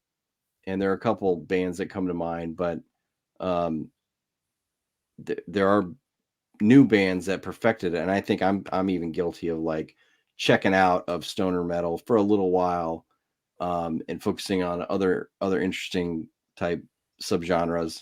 But now that I've, you know, kind of been back trying to play catch up, I'm learning that there's just so much good music underneath this stoner doom umbrella. I think it's kind of like what you were showing earlier with the Sasquatch and some other bands. It's like I was at a different headspace at the time of what I was listening to. You know, I remember like those names. Like I heard those names, you know, around, and I remember those releases, and like I may check it out later or whatever. And then I don't, you know, and then someone else will do something like this, and I'm like, oh yeah, fuck, I remember that band, but it's either I might have heard them off the wind or just off the cuff here and there, and then I don't remember what the hell they sounded like. So it's kind of like they're fresh and new again. Right. Sometimes it just takes two non-stoner stoners to gush over them for, you know, a couple hours to get people to check it out. If you can name an example of people like that, let me know. There's got to be some people out there doing something like that. So you probably read through your pile. I think I might have one little ace in my card. I'll pop out. You know, nothing too crazy, but it's hard to end the night and not bring up these guys. You know, it's just like, hey, I'm glad. I was thinking a little while ago. I was like, we haven't brought up Weedeater. The names, man. The names always get me, man. Yep. And justice for you all. You know, you got that, you know, Dixie Mason line kind of naming scheme going on there. But another great band, man. Fucking, fantastic. You know, it even says it here, man. You look at the hype sticker. It's like recommended if you like Bongzilla, Electric Wizard, I Hate God, Buzz Oven, which obviously they played in, you know, at one point. So it's just this one here came in that Carolina sludge, you know, not yellow, man. Got like I think I showed another orange earlier. Like it's just either orange or yellow tonight, man. It's just this is what I've been rocking up. If it's not black, this is their first album, right? Cool label. Yeah, that's the first one. God, when did this come out? Fucking 20. They've been around a while, man. When is it? 2001? Yeah, like definitely early 2000s. Something like that. Well, it says it right here. This was recorded. It just says it right here. It's recorded sometime in the year 1999. Blue Studios. Yeah. So didn't come out till 2001. Yeah, we got Shep and Dixie. Both called Dave. Yeah, one of them distinguish it. They just had they a couple years ago, I think whoever their drummer was, I think was a really young guy, and I think he passed away really kind of unexpectedly. Yeah. That's kind of, maybe they set them back a little bit, but I think maybe he played on Goliathan. And I remember, if you ever see the van Invaders with Weedeater, I believe he's in that episode. So it was only a few years ago. No, I haven't checked that out. Huh? Yeah. Do you ever watch that YouTube channel? I think it's called Bus Invaders or whatever. I haven't. They go on the metal bands, like it's almost like a cribs for the tour bus. Shit, man. It's one of those things, like I know a bit, and then I feel like there's like a giant hole of fucking shit that I like somehow it went under the radar for me. Like somehow, yeah. And maybe if I ran across it, it might be familiar, but at the moment it doesn't ring a bell. You got to check it out. But so this is like a van Invaders, because Weedeater doesn't have a tour bus. They have a minivan and a trailer, and their guitar player is the only one who can drive, because he's the only one who's got a license. Because Dixie, he was either gonna quit driving or quit drinking, and guess which one he picked? Yeah, all right. So where should I leave the license? Put in the shredder. Yeah. All right, I give up. Damn.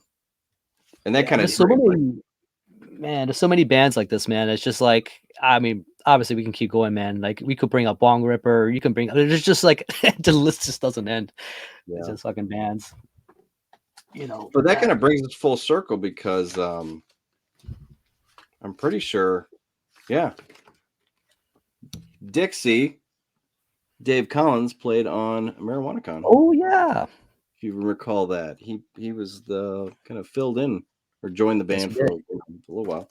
Played on this album. I think that's it. I know they're really good. They're pretty close friends, those guys. I didn't know who they were at the time. I wasn't listening. I mean, I knew about Bongzilla, but Weedeater was there, like the newer band, and again, I didn't return to them until some years later. But man, they got another band's just got a really thick Southern fried, sound. Some of their songs are just ripping, like off of Jason the Dragon, that song Mancoon. It's kind of Mancoon. You got to go back and listen to that one. I could listen to that one for all day. They might have made a music video for that one. So maybe take that on YouTube. It's got to be good. Man, you gotta once we wrap this up, like you'll have to send me like some links to leave for this video. People can check out, man, just because there's just so much good stuff out there. Like I'll probably fish a few out, based on our conversation today. Yeah.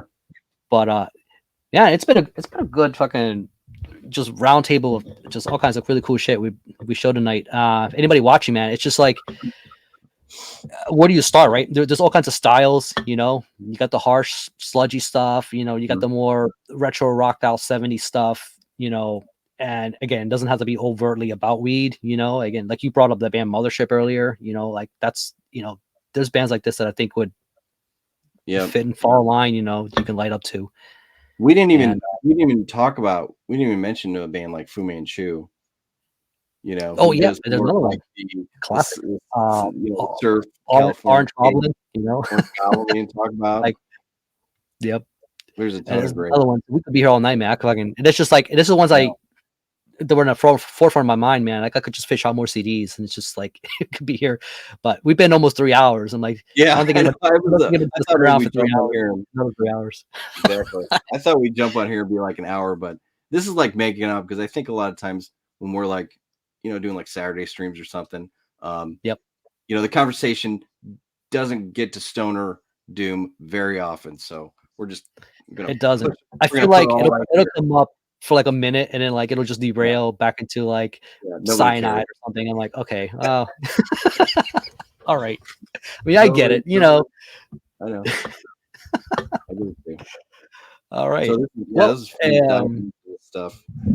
Yeah, thanks for coming on board, man, and doing this with me, man. Like, you know, it was a lonely venture last year, but I think this year, you know, I think collabing is probably was fun and getting another perspective on some of these bands. I learned a few things and some stuff I should check out, you know, along the way. So I'm gonna hit up the Bandcamp Friday. A lot of these are like I've already got my mind set for like, okay, that's fucking going there, and this is going on the cart, you know. So if not this Bandcamp Friday or the next one, but it's gonna I'm gonna be buying stuff.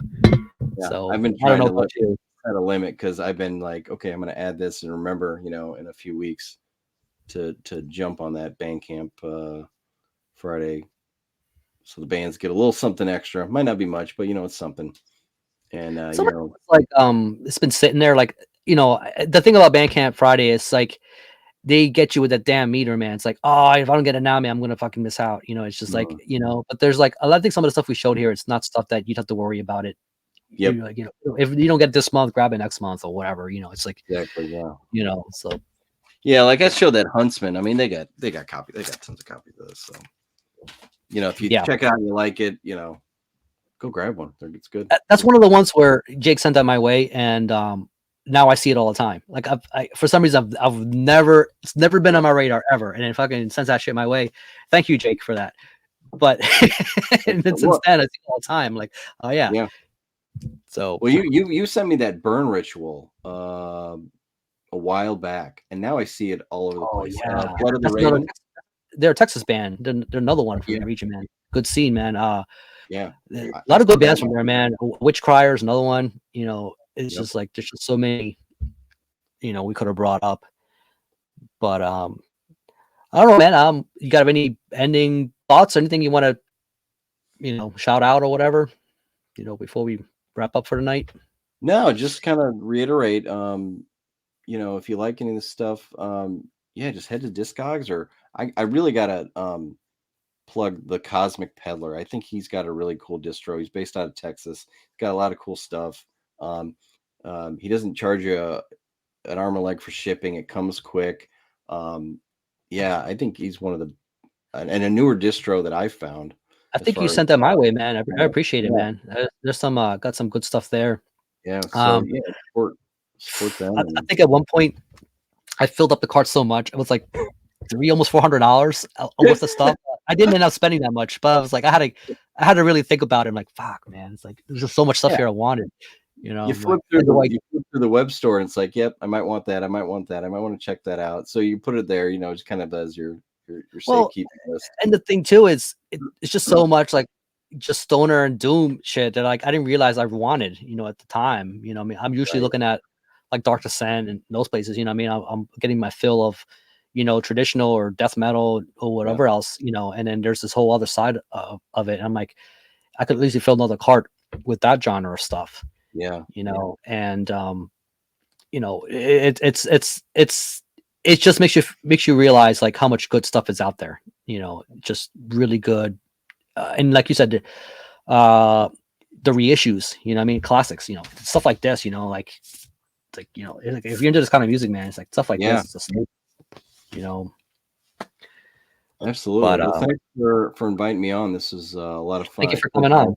Weeks digging into this old stuff, and luckily being able to acquire some of it, you know, to replace the CDR copy I've had for years and years. It's been a good run here. I'm gonna send that Warlong you away too, man. I think you're really gonna. It's a great band, man. That's one people should check out, man. It's like it's just fucking just great, man. So I'm gonna grab their other releases too.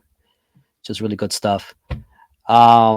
You know, like you said, I'm gonna plug the Cosmic Peddler. I will leave a link there too, and I like their site design too. That's the thing. That's why I filled up my cart, because it's just they make it too easy. You know, some sites I know Dark Descent redesigned their site lately, and I'm not a huge fan of their redesign lately. But their old design was not so. It was very outdated. You can tell. You know what? I thought the same thing, and I'm not trying to like dog on Dark Descent, but yeah, they had that sale, and I had such a hard time like navigating their site that I just kind of dropped it. I didn't buy anything. Yeah, I think they may underestimate like how important that is for the user experience. Just it's psychology. It's like you're trying to get people to fill their cart up with stuff. You can't put the obstacles in their way. It's like it's that whole "shut up, take my money" thing. It's like, but don't make it hard for people to do that. That's what you want. And and I'm cursing them later because you're fucking broke. Time. It's like Dixie, right? It's like, you want my license or fucking, or alcohol. Don't make me choose. You only have one. All right. So I'll wrap up here. So thank you all for joining us, and those of you who's actually stuck around for the whole almost 3 hours of this thing, man. Quite a marathon. Holy shit. But it's been fun. So I don't know. We'll see what we do for the next 420. Those of you, I don't know if 420 is a thing around the world. People maybe looking at us Yanks and going, "What the hell? What even?" I guess we never really explained it, but I'm sure it's pretty obvious. Yeah, it's. I'm thinking, like, should we premiere this at 420? Like, that's kind of what I was thinking. I mean, on 420, but at 420. That'd be funny. But I have a feeling a lot of people would probably miss it anyway. It probably wouldn't even make much of a difference. But it's been fun, and I'll wrap it up here. So thank you for joining, Brian, and again, we'll see what we'll do next go around. We do have a series in the works, which Brian and I are working on. So this won't be our last collab. Definitely. But you'll definitely see us again. So you'll have a good night or morning, depending where you're at, and catch you on the next one. I don't know if you have an ending catchphrase. I would say keep it dreadful. I don't. So let's just keep it dreadful, everybody. Well, your name comes from some Lovecraftian thing, right? So you need to come up with something that's kind of like maybe something along those lines, like HP Lovecraftian. Find some way to, I don't know, if you need some catchphrases to end your video. That'll be my But regardless, man, I think people, should still check out your channel, man. Like, again, you definitely are really good about showing the new pickup that you do, more than I do. I mean, I get kind of silly with my head and whatever, but you're really good with the pickups. But I think doing videos like this kind of helps you catch up and show what you have. Because I've been meaning to show a lot of the stuff in like collection updates, and it's just like, I'll get to it. And I've been a little bit bored lately, but this has been awesome to just bust it out and it's been show everybody. All right. Have a good night, everybody.